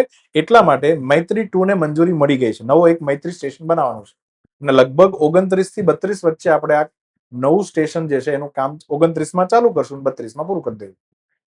તો આપણું સ્ટેશન આપણને નવું મળી જશે, મૈત્રી 2. બરાબર? ચાલો આગળ વધીએ. 3 હતા ને, દક્ષિણ ગંગોત્રી, મૈત્રી. હવે ત્રીજું છે ભારતી. આ આધુનિક છે. બરાબર? આનું સ્થાન ક્યાં છે? તો આ છે ને દરિયા, મતલબ આ એન્ટાર્કટિકા ખંડ છે માની લો, તેના કોસ્ટલ રિજિયનમાં છે. દરિયો સીધો નજીક થાય એવા રિજિયન. તો એક્ઝેક્ટ વાત કરીએ તો લાર્સેમેન નામનો હિલ્સ છે, હે ને? અને મૈત્રી જે સ્ટેશન તેનાથી 3000 કિલોમીટર દૂર છે પૂર્વમાં. ક્યાં છે? પૂર્વમાં. સમજો અહીંયા મૈત્રી છે, તો પૂર્વની અંદર અહીંયા દરિયા કિનારે, દરિયાકાંઠાનું આ સ્ટેશન છે. આ સ્ટેશન બનાવતી વખતે આપણે એન્વાયરમેન્ટને ધ્યાન રાખ્યું કે જે પેલા શિપિંગના કન્ટેનર હોય ને, એવા 134 કન્ટેનરને રિસાયકલ કર્યા. નવું યુઝ ન કર્યું, નવું મટીરિયલ વાપર્યું નહીં. ને એમ કરીને આખું ભારતી સ્ટેશન બનાવ્યું છે. સમુદ્ર શાસ્ત્ર, પછી આ ખંડ વિભાજન જે થાય છે, ટેક્ટોનિક પ્લેટ જેને કહેવાય, ભૂસ્તર શાસ્ત્ર આનું માપણી કરે, સમુદ્રમાં જે ફેરફાર થાય, ટેમ્પરેચરમાં ખાસ, સમુદ્રની સરફેસ ઉપર નીચે થાય છે સપાટી, આનું બધાનું શું કર્યા કરે? ભારતી માપ્યા કરે. તો 3 સ્ટેશન થઈ ગયા. તો હવે તમે સમજો ભારતના આ ધરતી છે ને, સમજો ઉત્તર ગોળાર્ધ અને નીચે શું છે? દક્ષિણ ગોળાર્ધ. તો ઉત્તર ગોળાર્ધમાં કયું સ્ટેશન છે ને દક્ષિણ ગોળાર્ધમાં કયું છે? આપણે બંને જોવાના છે. તો દક્ષિણ ગોળાર્ધમાં આપણે વાત કરી એન્ટાર્કટિકા નામનો આખો ખંડ છે, ને એમાં 3 સ્ટેશન આપણે વાત કર્યા. સેમ આર્કટિક મહાસાગરમાં, એટલે કે ઉત્તર ગોળાર્ધમાં હિમાદ્રી નામનું સ્ટેશન. અને ટોટલ આપણા જે ચારે 4 સ્ટેશન છે, એમાં આ તો કામ નથી કરતું, એટલે આમ જોવા જઈએ તો 3 સ્ટેશન છે. આ બધાનું મેનેજમેન્ટ પૃથ્વી વિજ્ઞાન મંત્રાલયની સંસ્થા જે ગોવામાં કામ કરે એનું નામ છે national centre for polar and ocean research. આણે જ એમ્સ દિલ્હીને મદદ કરી છે. મૈત્રી સ્ટેશનમાં શું થયું છે? ટેલિમેડિસિનનો પ્રયોગ થયો છે. ક્લિયર? ચલો આગળ વધીએ. ભારત અને બીજો એવો કયો દેશ છે કે જે 2026 નું આ જે વર્ષ છે એને નવીનતાનું વર્ષ, એટલે કે યર ઓફ ઇનોવેશન તરીકે એને ઘોષિત કર્યું છે, એના માટે ભાગીદારી કરી છે? નામ ચહેરા પરથી ખબર પડી જ ગયો છે આપણને કે આ દેશ કયો છે, ફ્રાન્સ. એમ્યુનલ મેક્રોન જે ભારતની વિઝિટ ઉપર આવી ગયા છે. તો પ્રધાનમંત્રી નરેન્દ્ર મોદી અને એમ્યુનલ મેક્રોન જે 17 થી 19 ફેબ્રુઆરી એકબીજાની મુલાકાત કરવાના છે, આની અંદર બેઝિકલી પહેલી કરી છે કે ભારત ફ્રાન્સ નવીનતાનું વર્ષ કયું ઘોષિત કર્યું છે, 2026. ટૂંકમાં શું કરવાના છે કે 2026માં એકબીજાના સ્ટાર્ટઅપને પ્રોત્સાહન આપશું, કમ્બાઇન્ડ રિસર્ચ કરશું, ડિજિટલ ઇન્ફ્રાસ્ટ્રક્ચર બનાવશું. ફોર એક્ઝામ્પલ યુપીઆઈ એને ડિજિટલ ઇન્ફ્રાસ્ટ્રક્ચર કહેવાય. આ ઉપરાંત કૃત્રિમ બુદ્ધિ, સંરક્ષણ અને ઇન્ડો પેસિફિક તમને મેં વાત આગળ કરી ગઈ છે કે ભારત બરાબર અને હિન્દ મહાસાગર જ્યાં કનેક્ટ થાય છે તે, એટલે આપણો હિન્દ મહાસાગર ક્યાં કનેક્ટ થાય છે, તમે આફ્રિકા ખંડના પૂર્વના દેશો જુઓ, પછી ઈરાન છે, પાકિસ્તાન છે, ભારત છે, આ બાજુ ઇન્ડોનેશિયા, મલેશિયા, બધા જ દેશો, અને પેલી બાજુ પેસેફિક મહાસાગર જેને ટચ કરે છે તે, એને કહેવાય ઇન્ડો પેસિફિક રિજિયન. આ નામ છે ને અમેરિકાએ આપ્યું છે પહેલી વખત. તો એના ક્ષેત્રમાં ફ્રાન્સ આપણી સાથે સહયોગ, કારણ કે ઇન્ડો પેસિફિકમાં ફ્રાન્સ પણ છે. ફ્રાન્સ યુરોપમાં તો છે જ, એનો એક આઇલેન્ડ તમે સમજો. અહીંયા આપણે હું આ રીતના ભારત બનાવું છું, આ ભારત છે. ભારતથી તમે અહીંયા દક્ષિણ વેસ્ટ દિશામાં નીચે જશો એટલે એક ટાપુ દેખાશે, reunion island, very famous. Geography જે ભણ્યા હોય એને ખબર જ હોય. આ રીયુનિયન આઇલેન્ડ જે છે એ જ્વાળામુખીનો હોટસ્પોટ હતો, અને એની ઉપરથી જ્યારે ભારતની પ્લેટ આમ પસાર થઈ તો ભારતની પ્લેટમાં તિરાડ પડી ગઈ. આ તિરાડને આપણે ડેક્કન ટ્રેપ કહીએ છીએ, અને ડેક્કન ટ્રેપમાંથી જ્વાળામુખી જે છે પથરાણો, બેઝિક લાવા, બેસાલ્ટના રોક બન્યા, અને ફાઇનલી શ્રી ડેક્કન ટ્રેપનું શું થયું, નિર્માણ થયું. ડેક્કન ટ્રેપની કહાની છે જીઓગ્રાફીની. ચાલો, આ ઉપરાંત ફ્રાન્સ અને ભારત વચ્ચે ઘણા બધા કામ થવાના આપણે વાત કરી હતી. ડિફેન્સ એક્વિઝિશન કાઉન્સિલ જે સંરક્ષણ મંત્રાલય હેઠળ કામ કરે છે, 3.25 લાખ કરોડમાં 114 રાફેલ જેટ ખરીદવાના છે. ભારત જે છે પહેલેથી જ ભારત પાસે 36 તો રાફેલ ઉડે જ છે આર્મીમાં, વાયુસેનામાં કેટલા છે, 36 ફાઇટર જેટ છે. પછી નેવીને આપણે કેટલા આપ્યા છે, 26 નો એનો ઓર્ડર જે છે 2-4 વર્ષ પહેલા આપી દીધો હતો. રાફેલ જેટ કોણ બનાવે છે, ફ્રાન્સની કંપની દસોલ્ટ એવિએશન, તો ખબર જ છે. આ ઉપરાંત આ વખતે હેમર મિસાઇલ, ઘાતક મિસાઇલ છે, આ પણ ફ્રાન્સ બનાવે છે. એના માટે કરાર કર્યા છે આપણે કોની સાથે, તો સફ્રાન નામની ફ્રેન્ચ કંપની છે અને ભારત તરફથી ભારત ઇલેક્ટ્રોનિક્સ લિમિટેડ, બંને ભેગા થઈ અને કઈ મિસાઇલ બનાવશે, હેમર મિસાઇલ, વેરી ફેમસ. આ ઉપરાંત એક હેલિકોપ્ટરની વાત છે, આપણે નેક્સ્ટ વિડીયોમાં પણ કરશું પાછા. H-125 હેલિકોપ્ટર જે બેઝિકલી એવરેસ્ટ ઉપર લેન્ડ કરી શકે એટલું પાવરફુલ હેલિકોપ્ટર. કારણ કે હાઈટ ઉપર જાઓ, 8 કિલોમીટર તમે ઉપર જાઓ છો, હવા પટલી થઈ ગઈ. આમાં હેલિકોપ્ટરના પાંખિયા જે છે ઉડી ન શકે. આવા સમયમાં તમારે એ પ્રકારની સોફિસ્ટિકેટ ટેકનોલોજી બનાવવી પડે. તો આવું હેલિકોપ્ટર, ફ્રાન્સનું હેલિકોપ્ટર ભારતમાં બનવા જઈ રહ્યું છે. Make in India. કઈ જગ્યા પર, કર્ણાટકના વેમાગલ નામની જગ્યા છે ત્યાં. એના માટે બે કંપનીએ ટાઈપ કર્યું છે, ફ્રાન્સની એરબસ અને ભારતની ટાટા એડવાન્સ સિસ્ટમ. એકદમ ક્લિયર છે બધાને. તો આ સાથે ફ્રાન્સ સાથે ઘણા બધા એગ્રીમેન્ટ થવાના, જેટલા થતા જશું રસ્તામાં જોતા જશું. સેવા તીર્થ અને કર્તવ્ય ભવન જેનું ઉદ્ઘાટન થયું, અને એમાં આપણા નાણાં મંત્રાલયે સ્મારક સિક્કો બહાર પાડ્યો, કોમોમરેશન કોઈન જેને કહેવાય. કેટલા રૂપિયાનો બહાર પાડ્યો તમારે કહેવાનું છે. સેવા તીર્થનું ઉદ્ઘાટન થઈ ગયું છે, બરાબર. ચાલો સમજીએ આના વિશે. પહેલા તો ભારતનું જે એડમિનિસ્ટ્રેશન છે એના ઇતિહાસમાં બહુ જ મોટો બદલાવ છે. બહુ મોટા મેજર ચેન્જ હોય ને, ખાસ યાદ રાખવા. આપણે કોલોનિયલ એરામાં જીવતા હતા, અંગ્રેજોના ગુલામ હતા. એમાંથી એની ઇમારતો વાપરવાને બદલે ભારતે પોતાની જાતે એક બિલ્ડિંગ બનાવી, અને હવે એમાં આપણે કામ કરવાનું ચાલુ કરવાના છે. અત્યાર સુધી પેલા અંગ્રેજોએ બનાવેલી બિલ્ડિંગો આપણે કામ કરતા હતા. તો નવું એક્ઝિક્યુટિવ એટલે વિષ્ણુ, યાદ રાખો, વિષ્ણુ વિષ્ણુ વિષ્ણુ, બ્રહ્મા વિષ્ણુ મહેશ. એક આખું નવું એન્ક્લેવ બનવા જઈ રહ્યું છે. ભારત સરકારના સર્વોચ્ચ કાર્યાલયો બધા આની અંદર કામ કરશે. 3 મેઇન છે. પહેલું પ્રધાનમંત્રી ઓફિસ, આપણે એક કાર્યાલય છે. બીજું નેશનલ સિક્યુરિટી કાઉન્સિલ સેક્રેટરીએટ કહેવાય છે, અજીત દોવાલ, બરાબર. અને ત્રીજું જે છે આપણા કેબિનેટ નું સચિવાલય, જેમાં કેબિનેટના બધા સેક્રેટરી ભેગા થઈને કામ કરે, અને એની ઉપર એક હોય કેબિનેટ સચિવ, જે ભારતમાં આઈએએસ ની સૌથી ઊંચી પોસ્ટ કહેવાય છે. આ ત્રણેય ઓફિસો બેઝિકલી એક જગ્યા પર અલગ અલગ હતી, હવે એક જગ્યા પર જે છે જતી રહી છે. કઈ જગ્યા, સેવા તીર્થ. અને તમને ખબર છે કે આપણી નવી પાર્લામેન્ટ બની, ટાટા વાળાને આપણે પ્રોજેક્ટ આપ્યો હતો, એ પ્રોજેક્ટનું નામ છે સેન્ટ્રલ વિસ્ટા. એ જ પ્રોજેક્ટના ભાગરૂપે આ બિલ્ડિંગ જે છે નવી દિલ્હીમાં બનાવવામાં આવ્યું છે. અને બિલ્ડિંગ ઉપર એક સૂત્ર પણ લખ્યું છે, નાગરિક દેવો ભવ, મતલબ નાગરિક જ ભગવાન છે. તો પહેલું બિલ્ડિંગ બન્યું છે એનું નામ શું છે? સેવાતીર્થ. એમાં બેઝિકલી આ 3 બિલ્ડિંગ ઘૂસી જાય, મતલબ 3 ઓફિસ એક જ જગ્યા પર આવી જશે. બીજું બિલ્ડિંગ અને એનું નામ છે કર્તવ્ય ભવન 1 અને 2. કર્તવ્ય પેલો લાંબો પથ છે એની આસપાસ કર્તવ્ય ભવનનું પહેલું અને બીજું બિલ્ડિંગ બની ગયું છે. આની અંદર શું આવવાનું છે? આની અંદર જે છે આપણા જે અલગ અલગ કેન્દ્રીય મંત્રાલય, દિલ્હીમાં તમે જાઓ ને તો એક મંત્રાલય જે છે ઓલા રોડ ઉપર હોય, એક મંત્રાલય આમ હોય, પૃથ્વી વિજ્ઞાન મંત્રાલય તેનું ભવન આમ હોય, બધા મંત્રાલયો અલગ અલગ જગ્યા પર હતા. બધા મંત્રાલયોની ઓફિસ હવે એક સાથે લાવવાની છે. કેટલા મંત્રાલય એક સાથે એકબીજાના કોન્ટેક્ટમાં આવી જશે એક જ બિલ્ડિંગમાં? તો નાણાં છે, સંરક્ષણ છે, વિદેશી બાબત, આ તમને દેખાય ને બધા મંત્રાલય જે અહીંયા લખ્યા છે, બધા મંત્રાલય જે છે કર્તવ્ય ભવન 1 અને 2 ની અંદર આવી જશે. જેથી કરીને ફાઇલો મોકલવાની હોય, એક સાથે ડિસિઝન લેવાનો હોય, તો બધા ભેગા હોય તો હરખું કામ કરી શકે. એક આમ રહેતો ને એક આમ રહેતો કેમ ભેગું કરવું? અને આની જે ડિઝાઇન બનાવી છે આ કર્તવ્ય ભવનની, એ ગ્રીન બિલ્ડિંગ નિયમ પ્રમાણે બનાવી છે. જેટલું બને એટલું એવું મટીરિયલ ઓછું યુઝ કર્યું છે કે જે પર્યાવરણને નુકસાન કરે. pretty much. અને ખાસ સાથે બધું સ્માર્ટ બિલ્ડિંગ પણ છે. સોલાર પેનલ ને વોટર હાર્વેસ્ટિંગ ને બધું જ આની અંદર રાખવામાં આવ્યું છે. બરાબર ને?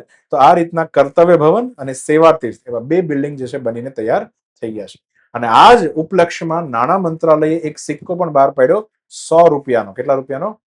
કોમોમરેટિવ કોઈન કહેવાય છે, સ્મારક સિક્કો. એ યાદગીરી રહે કે આપણે આવું ગુલામીમાંથી આપણે આઝાદ થયા અને આપણે આપણી પોતાની ઓફિસો બનાવી. અને આ સિક્કા ઉપર તમને પૂછે તો અશોક તમની સિંહ જે છે એની રાજધાની વાળી જે છે શું છે આકૃતિ છે, મતલબ આપણું રાષ્ટ્રીય પ્રતીક આની પર આ રીતના બનાવવામાં આવ્યું છે. દેવનાગરી લિપિમાં સત્યમેવ જયતે લખ્યું છે. અને એક બાજુ ભારત ને એક બાજુ ઇન્ડિયા, બીજી બાજુ શું લખ્યું છે અહીંયા? ઇન્ડિયા. અંગ્રેજીમાં શું લખ્યું છે? જો અહીંયા ઇન્ડિયા લખ્યું છે, આ ભારત છે. દેખાય ને આખો નાખો સિક્કો છે. ચાલો ક્લિયર. તો આ રીતના આની પાછળની સાઈડ ભારત માતાનું પણ ચિત્ર છે. પાછળની સાઈડ શું છે? ભારત માતાનું ચિત્ર છે. ચલો તો અહીંયા 100 રૂપિયાનો સિક્કો શું કર્યો છે? લોન્ચ કર્યો. આગળ વધીએ. યુએસ અને ભારત બંને વચ્ચે, હું જેટલા શબ્દો ધ્યાન રાખજો, વેલ્યુ ચેઇન કમિટી. કઈ committee? Value chain. Value chain કોને કહેવાય? એક દેશમાંથી બીજા દેશમાં આપણે જે સામાન મોકલીએ છીએ, પણ એવો સામાન કે જેની વેલ્યુ વધારે છે, એને વેલ્યુ ચેઇન સપ્લાય કહેવાય. અને ગ્લોબલી જે સામાન આમથી આમ જતો હોય તેને ગ્લોબલ વેલ્યુ ચેઇન કહેવાય. હવે ભારત છે અમેરિકામાં સામાન મોકલે છે, ભારત જર્મનીમાં બી મોકલે છે, ક્યારેક ભારત જર્મનીમાં મોકલે ને જર્મની વાળો પાછો અમેરિકામાં મોકલે, આવું થતું હોય. તો અલ્ટિમેટલી આની અંદર ભાગીદારી વધારવા માટે આખી એક સંસ્થા છે, એના અધ્યક્ષ તરીકે કોની નિમણૂક કરવામાં આવી છે? હું આખો પ્લાન દેખાડું તમને વધારે ખ્યાલ આવે. એક આઈએએસ ઓફિસર છે, બેઝિકલી ઇન્ડિયાનો ઓફિસર, જેને ભારત અને અમેરિકાની એક સંસ્થા છે એનો મેઇન શું બનાવ્યો છે? ચેરમેન બનાવ્યો છે. ચાલો સમજીએ. તો ધ્યાનથી સમજો. પહેલા તો ફોરમ છે, એક આખી સંસ્થા છે જેમાં આપણે ભારત અને અમેરિકાના અધિકારીઓ ચર્ચા કરે.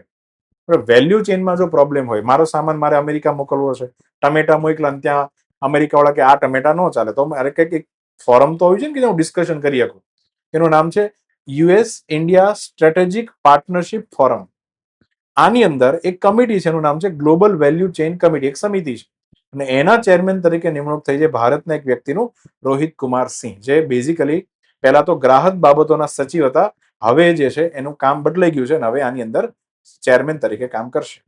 ફોકસ એરિયામાં શું છે? ગ્લોબલ વેલ્યુ ચેઇન્સ કઈ રીતના વધે, ભારત અમેરિકાની આર્થિક ભાગીદારી કઈ રીતના મજબૂત થાય, આની પર કામ કરવાનું છે. ક્લિયર? તો રોહિત કાકા જે છે આની અંદર ચેરમેન બન્યા છે. આગળ વધીએ. ભારત કયા દેશ સાથે સંયુક્ત રીતના ચલો પહેલું તો છે સુરક્ષા, ડિફેન્સ, અને બીજું જે છે લો એન્ફોર્સમેન્ટ, કાયદાના અમલીકરણ માટે એક સહકાર યોજના, જોઈન્ટ પ્લાન, બરાબર, એના પર સહમત થઈ ગયું છે. નકશા પરથી ક્લિયર થતું હશે આ દેશ કયો છે? કેનેડા. બરાબર. તો ભાગીદાર દેશ છે ભારત અને કેનેડા. એક જોઈન્ટ વર્કિંગ પ્લાન બનાવ્યો છે બંને ભેગા, કે આપણે આટલા મુદ્દા ઉપર જે છે ભેગા થઈને કામ કરશું. કયા કયા મુદ્દા છે? એક તો બંને દેશ એકબીજામાં લાયઝન ઓફિસર એટલે કે સંપર્ક અધિકારી જે છે એની આપણે નિમણૂક કરશું. મારે કાંઈ પણ કામ હોય તો હું કેનેડાની ગવર્મેન્ટને પૂછવાને બદલે ડાયરેક્ટલી સંપર્ક અધિકારીને કહી દઉં, મારી વાત જે છે અધિકારી ગવર્મેન્ટ સુધી પહોંચી જાય. બીજું, સમયસર એકબીજાને ગુપ્ત માહિતી આપશું, એની આપલે કરશું. પછી ડ્રગ્સની હેરફેર જે છે એનો આપણે સામનો કરશું, કારણ કે ત્યાં પણ પંજાબીઓ છે.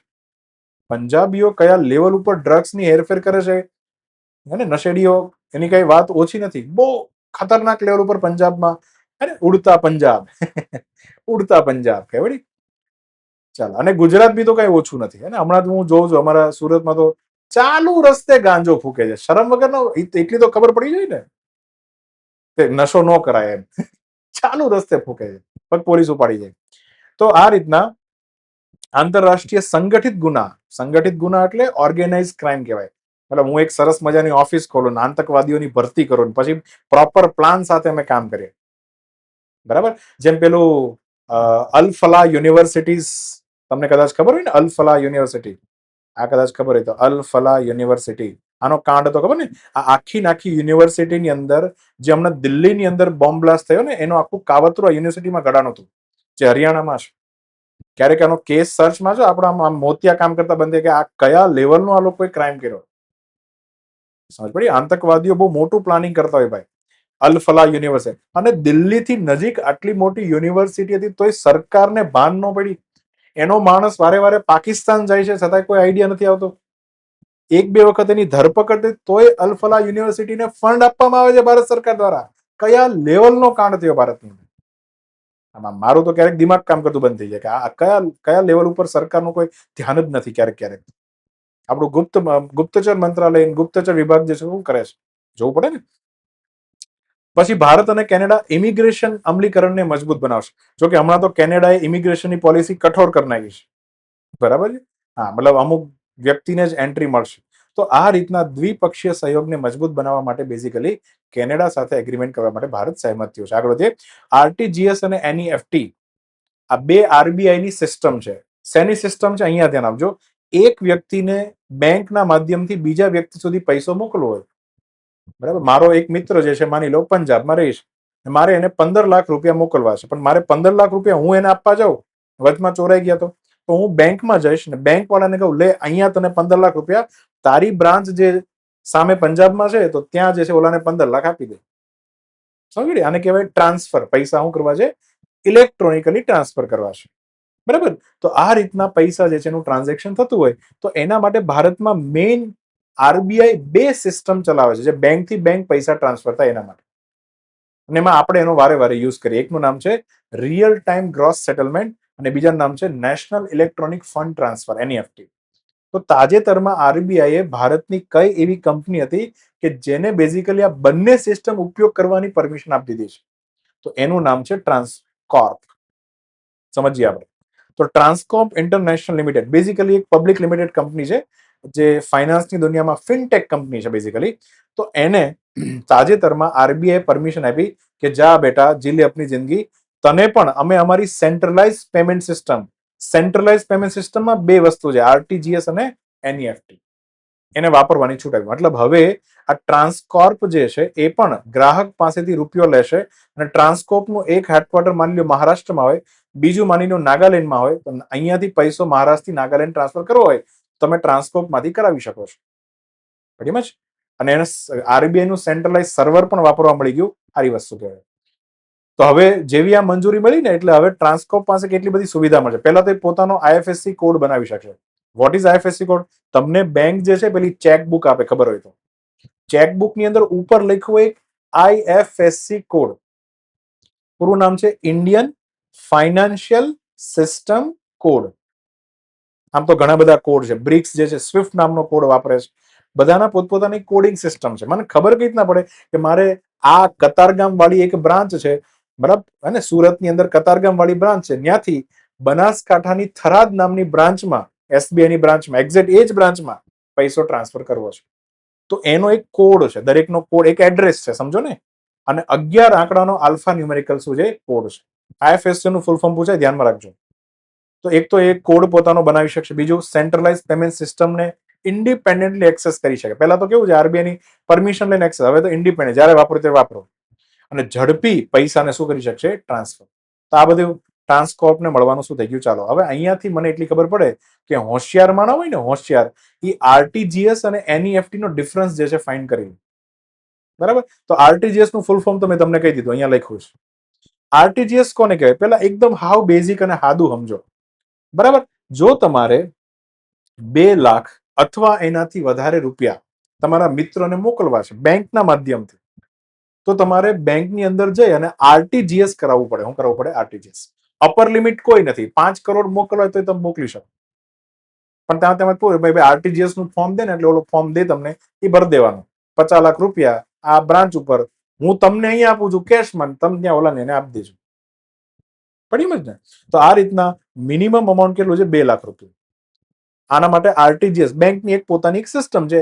બેંક ઈ રસ્તેથી આ પૈસાને શું કરે? ટ્રાન્સફર કરે. હવે મારે નાનું અમાઉન્ટ ટ્રાન્સફર કરવું હોય તો નાના અમાઉન્ટ, 1 રૂપિયો, મારા દોસ્તાને 1 રૂપિયો પાવલી મોકલી, પાવલી મોકલી મારા દોસ્તાને, પાવલી મોકલી, 1 રૂપિયો, નાનો 1 રૂપિયો ટ્રાન્સફર કરવો હોય તો અહીંયા એનઈએફટી સિસ્ટમનો યુઝ થાય. એના માટે થોડું સિસ્ટમ અલગ છે. હવે આવા આપણા જેવા તો કેટલા હોય જે હવારમાં આમ યુપીઆઈ તમે જો, યુપીઆઈ એમાં હું કહું 50 રૂપિયા લે મારા દોસ્તાર, લે હાલે 50 રૂપિયા મેં તને ટ્રાન્સફર કર્યા. હવે તમે તો અહીંયા ખાલી સોફ્ટવેરની સિસ્ટમથી 50 રૂપિયા સામેવાળાના એકાઉન્ટમાં મોકલો છો, પણ બેકએન્ડમાં જે સિસ્ટમ ચાલી એનઈએફટી ચાલતી હોય. હવે હું સમજો કે મેં 5 વાગે જે છે 50 રૂપિયા ટ્રાન્સફર કર્યા, પણ જેને કર્યા હોય ને એ પાછો 5 ને 15 બીજાને ટ્રાન્સફર કરી દે, બરાબર? પછી ઈ જે છે 5 ને 45 ત્રીજાને, એમ અલગ અલગ સમયે લોકો પૈસા શું કરતા હોય? ટ્રાન્સફર કરતા હોય. ભાઈ એટલી તો સમજ પડે ને, નાનું અમાઉન્ટ હોય ને વધારે ટ્રાન્સફર થતું હોય. 2 લાખ રૂપિયા કોણ ટ્રાન્સફર કરે? જે પૈસા વાળો હોય ઈ. પણ એમ જ 15 લાખ સીધા આપવાનો હોય, એવું બહુ ઓછું થતું હોય. તો આરટીજીએસ ની સંખ્યા કેવી હોય? ઓછી હોય. એનઈએફટી ની સંખ્યા કેવી હોય? વધારે. એટલે આ લોકો શું કર્યું બેંક વાળાએ કે વારે વારે એકબીજાનો રૂપિયો ટ્રાન્સફર કરો એના કરતા પહેલા બેચ બનાવો. શું બનાવો? હું એમ કહું કે એ વ્યક્તિને ટ્રાન્સફર કરી લેવા દો, પછી બી કરે, પછી સી કરે. અડધો કલાકમાં જેટલા ટ્રાન્સફર થયા હોય, પછી જે ફાઇનલ ચિત્ર બનતું હોય એ દરેક બેંકમાં, મેં આ બેંકને મોકલું, એ બેંકમાંથી બીજા બેંકમાં, એ બેંકમાં ત્રીજામાં ગયા, અડધી કલાક પછી શું ચિત્ર છે એ પ્રમાણે ટ્રાન્ઝેક્શન જે છે ટ્રાન્સફર કરી દે. તો અડધી કલાક, આમાં 30 મિનિટનો સમય રાખવામાં આવે અને એમાં એક એક બેચમાં જેટલા જેટલા પેમેન્ટ હોય ને એ ટ્રાન્સફર થયા કરે. તો આમાં બેચ સિસ્ટમ છે. આરટીજીએસ કેવું છે? ઇન્સ્ટન્ટ છે. અહીંયા જેવા નાખ્યા કે તરત તમારા દોસ્તાને ફટ કરતો ક્રેડિટનો મેસેજ મળી જાય. બરાબર? તમે કહેશો સર યુપીઆઈમાં તો હું ટ્રાન્સફર કરું છું, સામેવાળાને મળી જાય છે. એટલે ભાઈ એ સોફ્ટવેરમાં દેખાડે છે, બેંકની સિસ્ટમમાં એ પૈસો ન ચડ્યો. બેંક તો અડધી કલાક પછી એને ખબર પડે. પડી એમ જ ને? ચાલો, તો બંનેમાં કોઈ અપર લિમિટ કે કોઈ સ્પેસિફિક ગેપ રાખવામાં નથી આવ્યો. બરાબર? આ તરત ઇન્સ્ટન્ટ મેગી જેવું છે. આ બેચની સાયકલ હોય, ફ્યુ મિનિટમાં 30 મિનિટ જે છે એની સાયકલ ચાલે. હા, તમે 24/7 આરટીજીએસ જે છે ઓનલાઈન પણ કરાવી શકો છો અને 24/7 એનઈએફટી પણ ચાલુ જ છે. પેલા એવું હતું કે અમુક સમય પૂરતું જ આરટીજીએસ હતું, પણ હવે 24/7 બંને થઈ ગયું છે. મોટું અમાઉન્ટ હોય તો આરટીજીએસ, નાનું અમાઉન્ટ હોય તો એનઈએફટી સિસ્ટમ યુઝ થાય છે. આમાં એક એક વ્યક્તિના ટ્રાન્ઝેક્શન થાય, એટલે ઇન્ડિવિડ્યુઅલ ટ્રાન્ઝેક્શન થાય. આમાં અડધા કલાકે બેચીસમાં આખી પ્રોસેસ થાય. બરાબર? તો આ રીતના ભાઈ બે અલગ અલગ સિસ્ટમ આપણી બેંક યુઝ કરે છે, ભારતની બધી બેંકો, અને એની ઉપર આનું નિયંત્રણ કોણ રાખ્યું છે? આરબીઆઈ રાખ્યું છે. તો અહીંયા આન્સર આવશે ટ્રાન્સકોર્પ. ક્લિયર થાય છે ને? ચલો, દવાની સલામતી અને એડવર્સ ડ્રગ રિએક્શનના રિપોર્ટિંગ જે છે એને વધારવા માટે કયા ભારતીય રાજ્યએ ભારતીય ફાર્માકોપિયા મિશન ગાઝિયાબાદ ઉત્તર પ્રદેશમાં છે એની સાથે એમઓયુ ઉપર હસ્તાક્ષર કર્યા છે? હું સમજાવું ધ્યાનથી. ભાઈ દરેક દવા આપણે લઈએ છીએ, આપણે મેડિકલમાં જઈએ, પેરાસિટામોલ આપો. હવે તને ભાન છે ભાઈ પેરાસિટામોલ લેવાથી કેટલું રિએક્શન આવી શકે? કોઈ આપણને આઈડિયા નતો. શરદો થયો, તાવ આવ્યો, પેરાસિટામોલ લઈ લીધી. હું વિચારી લીધી ભાઈ? નહીં, બસ લઈ લીધી. ડોક્ટર પાસે જાવ તો પૈસા દેવા પડે, એટલે ડાયરેક્ટ લોકો મેડિકલમાંથી દવા લઈ લે. કઈ દવા ક્યારે લેવાની, કેટલી માત્રામાં લેવાની, એની અવેરનેસ જે છે લોકો પાસે તો નથી જ. ફાર્માસ્યુટિકલના લોકો પાસે પણ નથી. આ મેડિકલ વાળો બી તો દવા આપી દે છે, એને બી તો ક્યાં ભાન પડે છે? તો એટલા માટે કોઈક એવું ડોક્યુમેન્ટ બનાવવું જોઈએ ને કે જેમાં દરેક દવાનો કેટલો ડોઝ કેટલા વ્યક્તિને આપી શકાય, પ્રોપર એમાં ઇન્ફોર્મેશન લખી હોય. આને કહેવાય ફાર્માકોપિયા. એક એવી કોપી કે જેમાં ફાર્મસી વિશે બધી માહિતી લખી છે. અને નવી દવા જે છે નવી કંપની આપ્યા કરે તો મારે એને અપડેટ પણ રાખવી પડે. તો જાન્યુઆરી મહિનામાં મેં તમને આખું ફાર્માકોપિયા અપડેટેડ ડોક્યુમેન્ટ શું છે મેં તમને ભણાવ્યું હતું. કરંટ અફેરના લેક્ચર જો તમે રેગ્યુલર જોતા હોય ને તેનો બેનિફિટ આ થાય. ચાલો, તો હવે તાજેતરમાં ગોવા જે છે એને એગ્રીમેન્ટ કર્યા છે ઇન્ડિયન ફાર્માકોપિયા મિશન એની સાથે. તો ગોવાએ કોની સાથે કર્યા છે? આની સાથે. આ કમિશન આખું આયોગ છે, એના મેમ્બર છે, સતત દવાને અપડેટ રાખે. આ આયોગ ક્યાં છે? આ આયોગ જે છે ગાઝિયાબાદ ઉત્તર પ્રદેશમાં છે. આનાથી દવાની સલામતી મજબૂત બને. ફાર્માસિસ્ટ પેલો દવા વેચતો હોય એનું ક્ષમતા વધે, એને બી ખબર પડે ને થોડી કે સાલે આ દવા નો વેચાય, આ દવા એક્સપાયરી વાળી છે. પછી પ્રતિકૂળ દવાની પ્રતિક્રિયા, એડવર્સ, આનું આવું છે એડવર્સ, એડવર્સ એટલે ખરાબ, એડવર્સ ડ્રગ રિએક્શન. બરાબર. માની લો કે એક ફાર્માસિસ્ટ છે, બેઝિકલી મેડિકલ વાળો છે, એને ખબર પડી કે મેં જે દવા આપી એમાંથી એક દવા ભાઈએ પીધી અને આખા ચામડી પર ફોલ્લા ફોલ્લા થઈ ગયા, રિએક્શન આવ્યું. શું આવ્યું? તેનું રિપોર્ટ જે છે એ ક્યાં કરશે?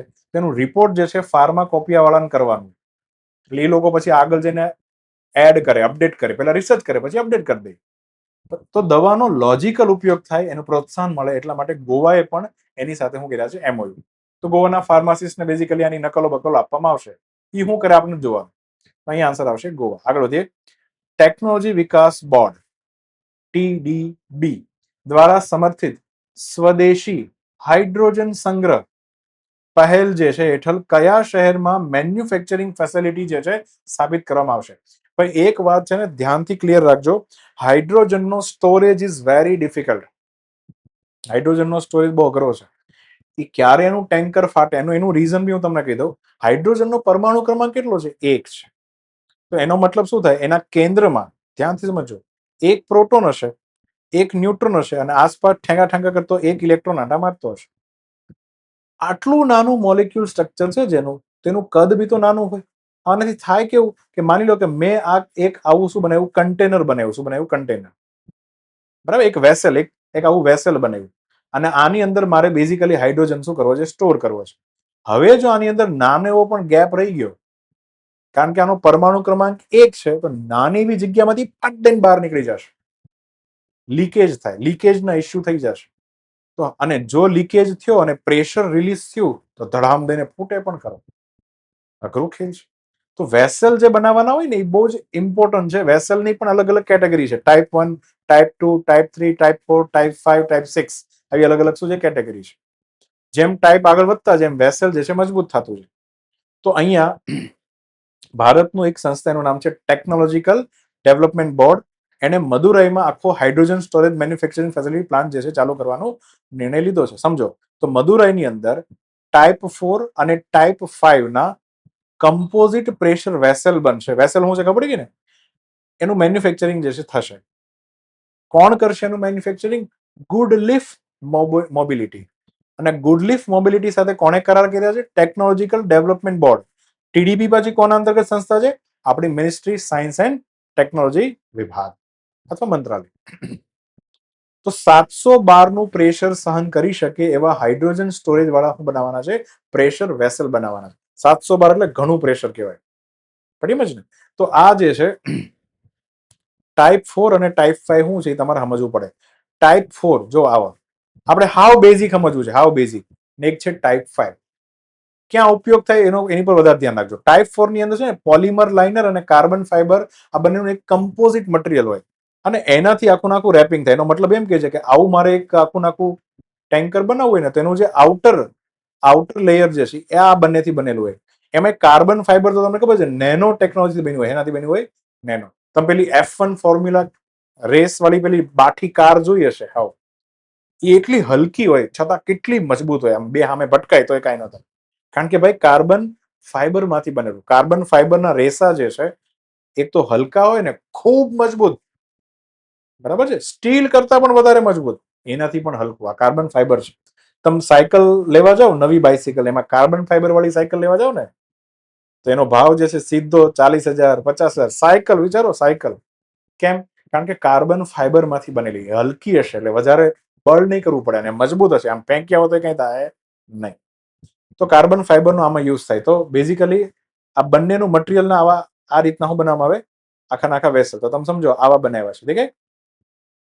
આમાં એક જે છે કાર્બન ફાઈબર છે, બરાબર, આ કાર્બન ફાઈબર છે અને આ પોલિમર રેઝિન છે, બરાબર. આ રીતના શું બનાવ્યા છે મેં આવા ટેન્કર. આને વેસલ કહેવાય. શું કહેવાય? વેસલ. એક તો આનું વજન જે છે ઓછું રહે. આનો ઉપયોગ ક્યાં થાય? હાઇડ્રોજનથી ચાલતું જે પણ વાહન છે, ખાસ કરીને નાના વાહન, જે 4 વ્હીલ હાઇડ્રોજનથી ચાલતી કાર આવવાની છે, તો એની અંદર આનો શું થાય છે ઉપયોગ? આપણે હાઇડ્રોજન બેઝડ ઇકોનોમી બનાવવાના છે તો એના માટે બહુ ઉપયોગી છે. તો ટાઈપ 4 એના માટે. ટાઈપ 5 એના કરતા થોડું એડવાન્સ છે.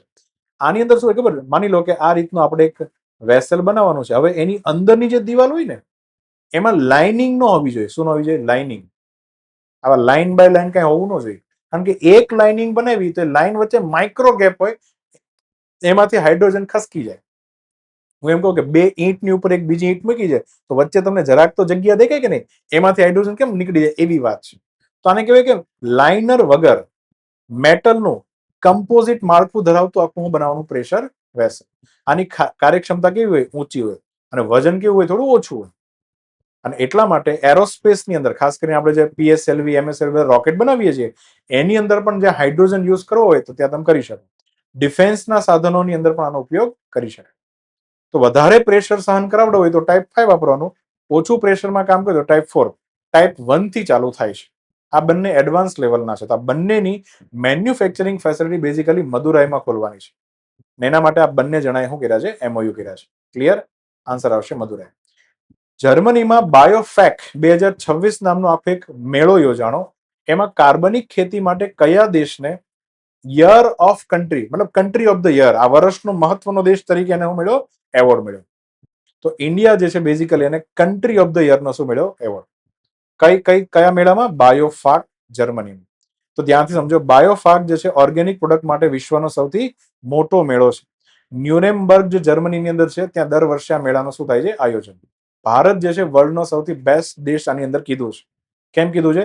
કારણ કે આ મેળાની અંદર આપણી જે અપેડા છે, agricultural and processed food product export development authority, તો એણે જે છે એક મોટું પેવેલિયન બનાવ્યું હતું અને એમાં આટલી બધી વસ્તુનો હું રાખ્યો હતો કે આ બધી વસ્તુ અમે ભારતમાં ઓર્ગેનિક કઈ રીતના બનાવીએ એનું આખું પ્રદર્શન રાખ્યું હતું આ મેળાની અંદર.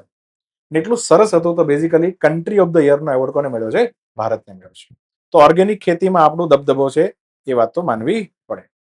બરાબર? ચલો, ઓર્ગેનિક ખેતી પરથી એક વસ્તુ યાદ રાખી. એક ઓર શબ્દ છે નેચરલ ફાર્મિંગ. કયું ફાર્મિંગ? Natural farming. તમારે મને એ કહેવાનું છે, આ નેચરલ ફાર્મિંગ જે છે, કુદરતી ખેતી બેઝિકલી, એની પાછળ એક બુક જવાબદાર છે, એક પુસ્તક. આ એ પુસ્તક હતું કે જેના કારણે વિશ્વની અંદર આ નવો કોન્સેપ્ટ, આમ તો જૂનો કોન્સેપ્ટ છે પણ વળી પાછો કોન્સેપ્ટ લોકોની અંદર પાછો આવ્યો. નેચરલ ફાર્મિંગ, જેમાં કોઈ દવા, રાસાયણિક ખાતર કશું જ ઉપયોગ નહીં કરવાનો, ઓર્ગેનિક પણ નહીં. એને એની જાતે મોટું થવા દો. કુદરતને ખબર છે કે એના છોડવાને કઈ રીતના મોટા કરવા, એને નેચરલ ફાર્મિંગ કહેવાય. બરાબર? તો નેચરલ ફાર્મિંગ જે છે એ અલ્ટિમેટલી કયા પુસ્તકને કારણે જે છે દુનિયાભરમાં ફેમસ છે, વાયરલ છે, આ તમારે કહેવાનું છે. બરાબર ને? અને બીજું, ભારત સરકારની કઈ યોજના છે જે ભારતની અંદર નેચરલ ફાર્મિંગને પ્રોત્સાહન આપે છે? તમને ખબર હોય તો સિક્કિમ જે છે પહેલું નેચરલ ફાર્મિંગ વાળું રાજ્ય બની ગયું છે. ગુજરાતમાં આપણે ડાંગને નેચરલ ફાર્મિંગમાં ડેવલપ કરવા જઈ રહ્યા છે. બરાબર? સાથે લક્ષદ્વીપ જે છે એ પણ નેચરલ ફાર્મિંગ જે છે લાગુ કરનાર પહેલો આઇલેન્ડ પણ બની ગયો છે. એના માટેની એક યોજના છે, પ્રધાનમંત્રી યોજના. એમ જ તમારે કહેવાનું છે. ચાલો, તો આ વાત હતી નેચરલ ફાર્મિંગની, વાત થઈ ગઈ આપણી. ચાલો, સંયુક્ત રાષ્ટ્ર દર વર્ષે કઈ તારીખે વિજ્ઞાનની અંદર મહિલા અને છોકરીઓ જે છે એના માટેનો આંતરરાષ્ટ્રીય દિવસ જે છે ઉજવે છે? International day of woman and girls in science. બધાને ખબર છે કે સાયન્સના ક્ષેત્રમાં ખાસ કરીને STE અને M, સાયન્સ, ટેકનોલોજી, એન્જિનિયરિંગ અને મેથેમેટિક્સ, આની અંદર મહિલાઓ ખૂબ ઓછી હોય છે. એમાં મહિલાઓનું યોગદાન વધે એના માટે યુનાઇટેડ નેશન્સનો કયો ડે ઉજવવામાં આવે છે? તો ધ્યાનથી સમજો, 11 ફેબ્રુઆરી દિવસ જે છે એને આ દિવસ તરીકે ઉજવવામાં આવે છે. કારણ કે 2015 ની અંદર યુનાઇટેડ નેશન્સની જનરલ એસેમ્બલી દ્વારા આ દિવસની શું કરવામાં આવી હતી? જાહેરાત કરી. ખાસ કરીને STEM ની અંદર લિંગ સમાનતા આવે. અને આમ પણ sustainable development goal number 5, 17 goal છે ને, એમાં 5મા નંબરનો ગોલ જેન્ડર ઇક્વાલિટી વિશે વાત કરે છે. જેટલા પુરુષો STEM ફિલ્ડમાં જેટલા મહિલાઓ પણ હોવી જોઈએ. જોવા જઈએ તો વર્લ્ડની અંદર 30% પણ ઓછી મહિલા રિસર્ચ ફિલ્ડની અંદર છે. ક્યાંય પણ સંશોધન કરવાનું હોય મોટા ભાગે પુરુષો જોઈએ. આર્ટિફિશિયલ ઇન્ટેલિજન્સ અને જે તાજેતરમાં ટેકનોલોજી ડેવલપ થઈ રહી છે એમાં પણ મહિલાઓનું કોઈ પ્રતિનિધિત્વ છે જ નહીં. સામ એલ્ટમેને ચેટ જીપીટીની રચના કરી, પુરુષે બનાવી. ચેટ જીપીટી કોને બનાવ્યું? પુરુષે બનાવ્યું છે. બરાબર? તો આ સમજવા જેવું છે.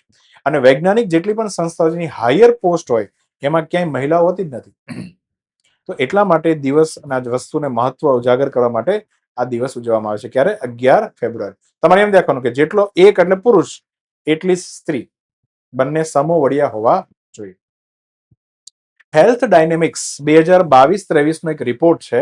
એની મુજબ ભારતની અંદર ડોક્ટરથી વસ્તીનો ગુણોત્તર કયા સ્તરે સુધર્યો છે, કેટલી પોપ્યુલેશને આપણો એક ડોક્ટર હોવો જોઈએ, અને અત્યારે જે છે કેટલા ડોક્ટર થઈ ગયા છે. હવે WHO એમ કહે છે કે દર 1000 લોકોએ એક ડોક્ટર તો ફરજિયાત હોવો જોઈએ. ભારતે એના કરતા એક સ્ટેપ આગળ વધી અને એવું દેખાડ્યું છે કે અમે તો 811 જણાએ અમે શું રાખીએ છીએ, એક ડોક્ટર રાખીએ છીએ. ઓછા જણાએ એક ડોક્ટર છે. તો એ સારું કહેવાય, બધાને ડોક્ટરનું કવરેજ મળશે, ફેસિલિટી મળશે. બરાબર. તો ભારતનો ડોક્ટર વસ્તી ગુણોત્તર જે છે 1:811 થઈ ગયો છે. અને WHO ના સ્ટાન્ડર્ડથી આપણે આગળ નીકળી ગયા છે. હેલ્થ ડાયનેમિક્સ 2022-23 નો આ રિપોર્ટ છે.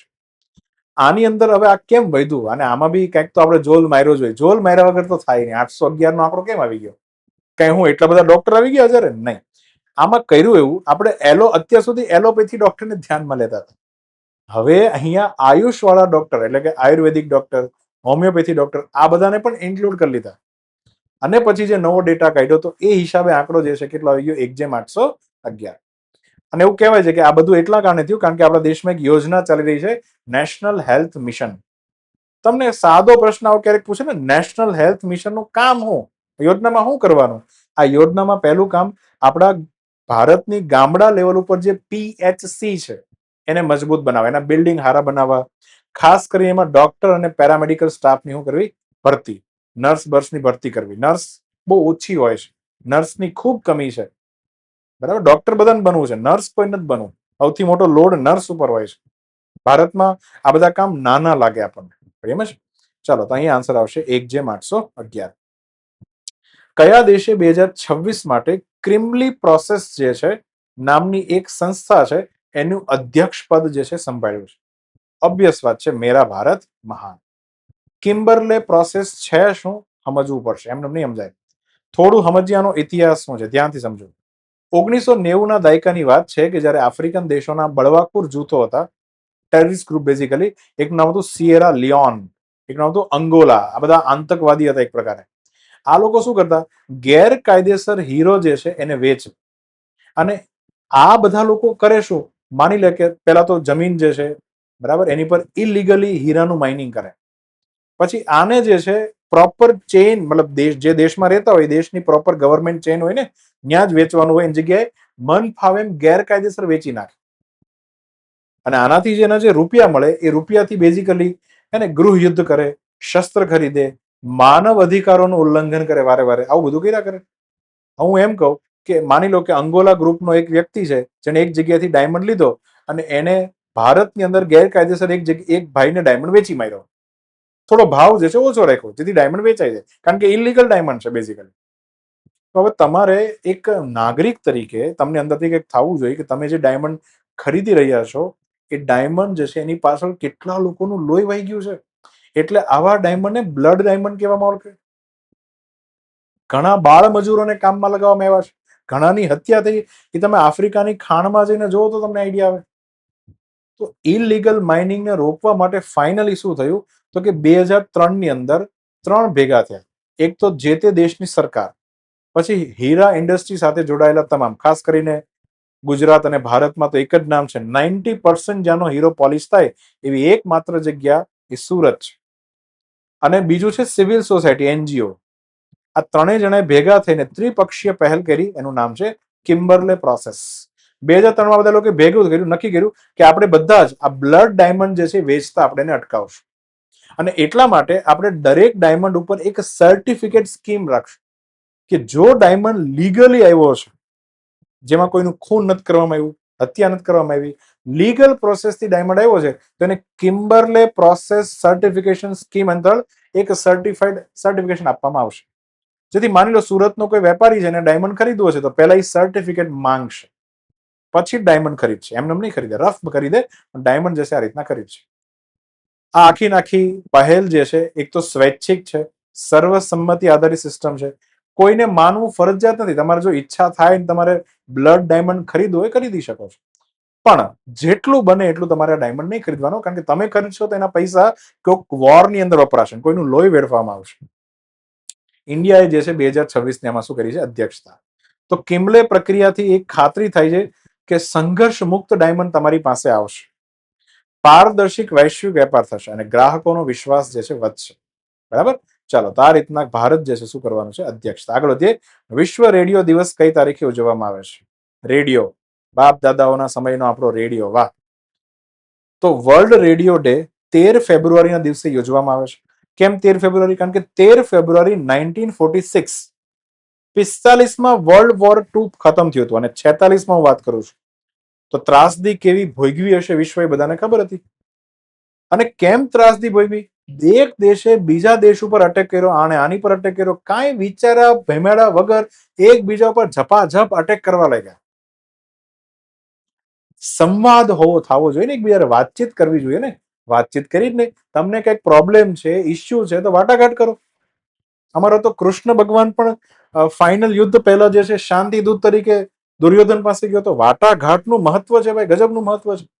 તો બીજા વિશ્વયુદ્ધ પછી શાંતિ અને સંવાદને પ્રોત્સાહન આપવા માટે એક યુનાઇટેડ નેશન્સે એક રેડિયો ચાલુ કર્યો, જેમાં તમે છે ને એકબીજાને માહિતી આપો. એક ટેમ્પરરી રેડિયો સ્ટેશન બનાવ્યું, એકબીજાને માહિતી આપો, જેથી કરીને લોકોમાં એક સંદેશ જાય કે આપણે વાતચીત કરવાની છે. આ યુનાઇટેડ નેશન એટલે જ તો બનાવ્યું છે.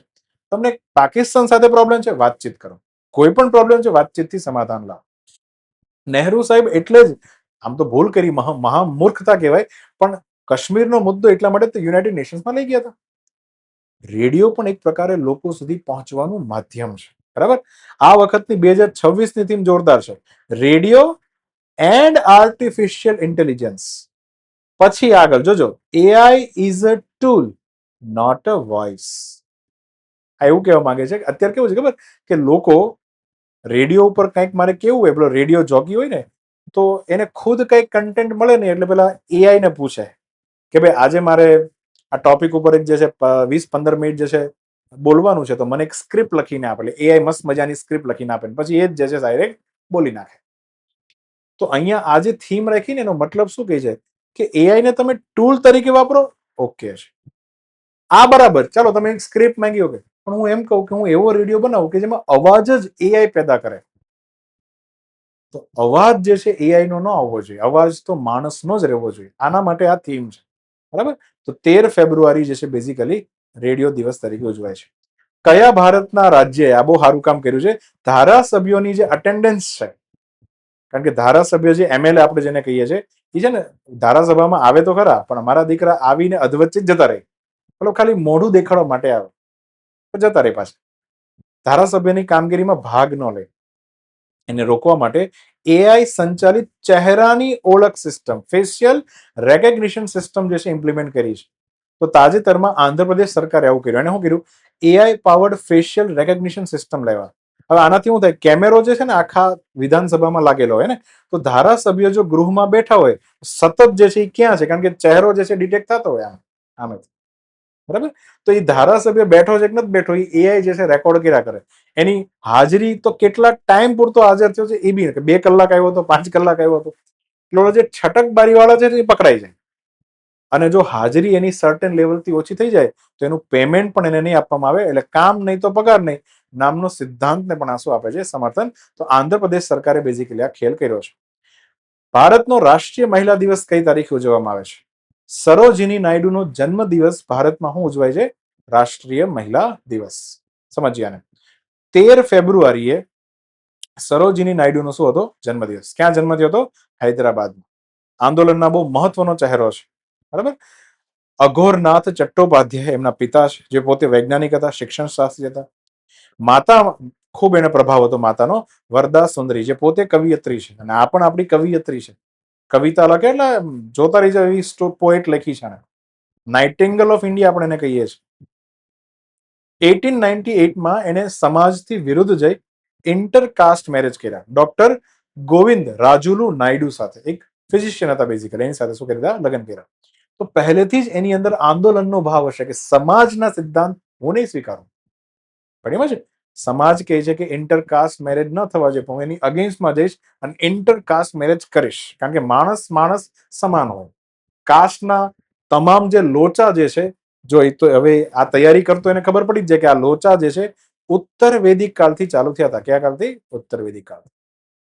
આ સિસ્ટમ બેહાડવામાં આવી છે, કઈ ઓરિજિનલ સિસ્ટમ થોડી છે, કઈ ભગવાને થોડી કાસ્ટ બનાવી છે. આ તો માણસોએ આખા માણસનું વિભાજન કરવા માટે શું બનાવ્યું છે? કાસ્ટ બનાવી છે. સમજ પડી ને? ચલો આગળ. સરોજિની નાયડુ જે છે, હવે એની લિટરેચરમાં હું યોગદાન છે તો એનો પ્રથમ કાવ્ય સંગ્રહ એનું નામ છે the golden threshold.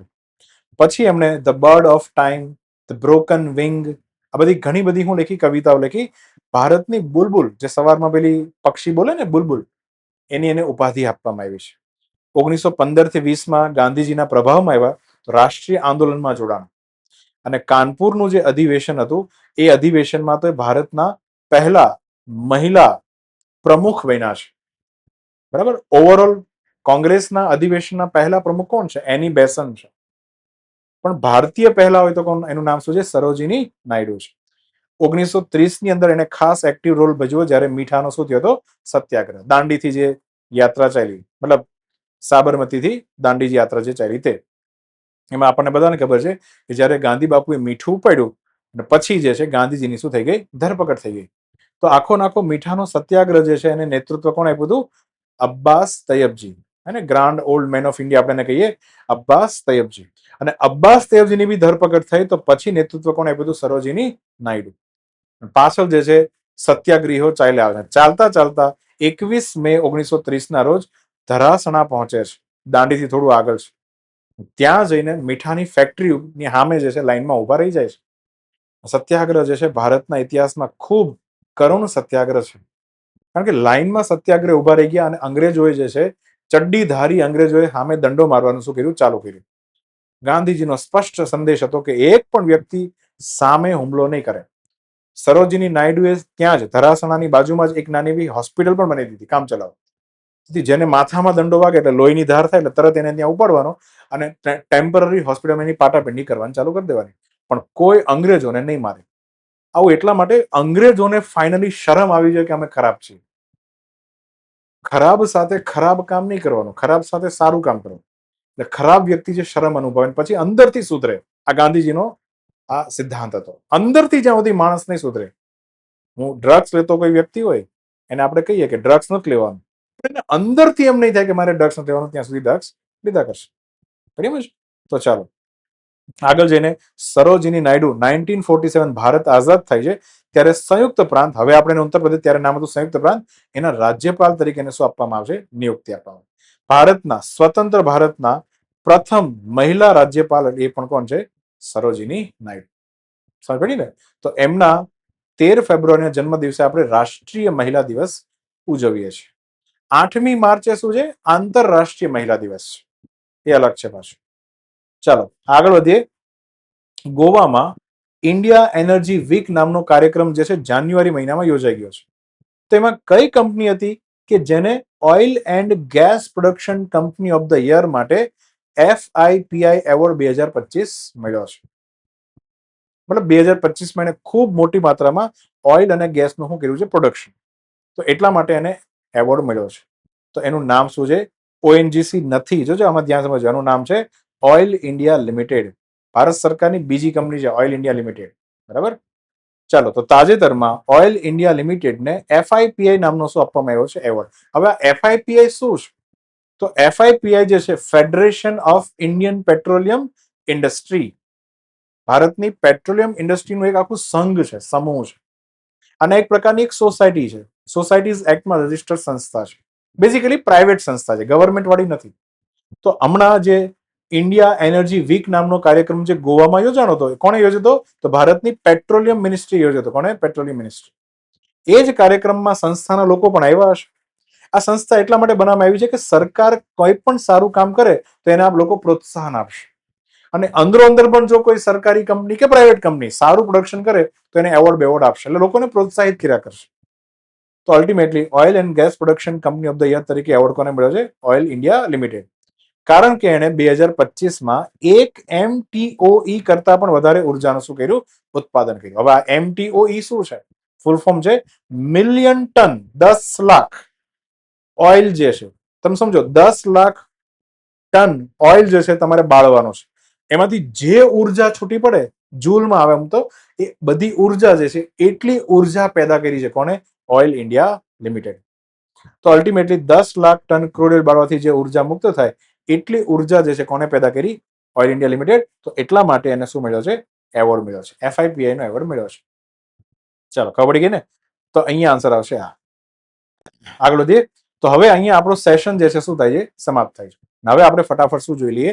Summary. Clear? ચાલો ખબર પડે છે ને બધાને? ચાલો. દેશનો પ્રથમ ચાદર મહોત્સવ જેસલમેરમાં નેશનલ ગ્રીન ટ્રિબ્યુનલ અને ગ્રેટ નિકોબાર આઇલેન્ડ પર પ્રોજેક્ટને મંજૂરી આપી દીધી છે ભાઈ.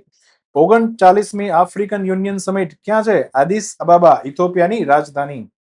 મહાશિવરાત્રી દરમિયાન જગ્ગી વાસુદેવે ભવ્ય ભારત ભૂષણ એવોર્ડ જે છે લોન્ચ કર્યો છે. ટેલિમેડિસિન આપણે એમ્સ નવી દિલ્હી દ્વારા મૈત્રી સ્ટેશન ઉપર કરવામાં આવ્યું. પછી ફ્રાન્સ જે છે એને 2026 સાથે ઇન્ડિયા ફ્રાન્સ ઇનોવેશન યર તરીકે ઘોષિત કર્યું છે. સેવા તીર્થ અને કર્તવ્ય ભવન જે છે એમાં 100 રૂપિયાનો સિક્કો શું કરવામાં આવ્યો? લોન્ચ કરવામાં આવ્યો. યુએસ ભારતના ગ્લોબલ વેલ્યુ ચેઇન્સ માટેની જે પાર્ટનરશિપ છે એના સમૂહના ચેરમેન રોહિત કુમાર સિંહ બન્યા છે. ભારત જે છે એને સંયુક્ત રીતના સુરક્ષા અને કાયદાના અમલીકરણ માટે કેનેડા સાથે એક એગ્રીમેન્ટ ઉપર સાઇન કરી છે. આરટીજીએસ અને એનઈએફટી ટ્રાન્સકોર્પને પરમિશન જે છે મળી ગઈ છે. દવા સલામતી અને એડીઆર માટે ભારતીય ફાર્માકોપિયા કમિશન ગોરખપુર ઉત્તર પ્રદેશમાં જેનું હેડક્વાર્ટર છે ગોવાએ બેઝિકલી એની સાથે શું કર્યા છે? એમઓયુ. TDB એટલે કે ટેકનોલોજી ડેવલપમેન્ટ બોર્ડ અને ગુડ લીફ મોબિલિટી દ્વારા સ્વદેશી હાઇડ્રોજન સંગ્રહ માટેની પહેલ જે છે એ મદુરાઈમાં ચાલુ થવાની છે. બાયોફાર્ક જર્મનીમાં ભારતને બેઝિકલી કન્ટ્રી ઓફ ધ યરનો એવોર્ડ મળ્યો.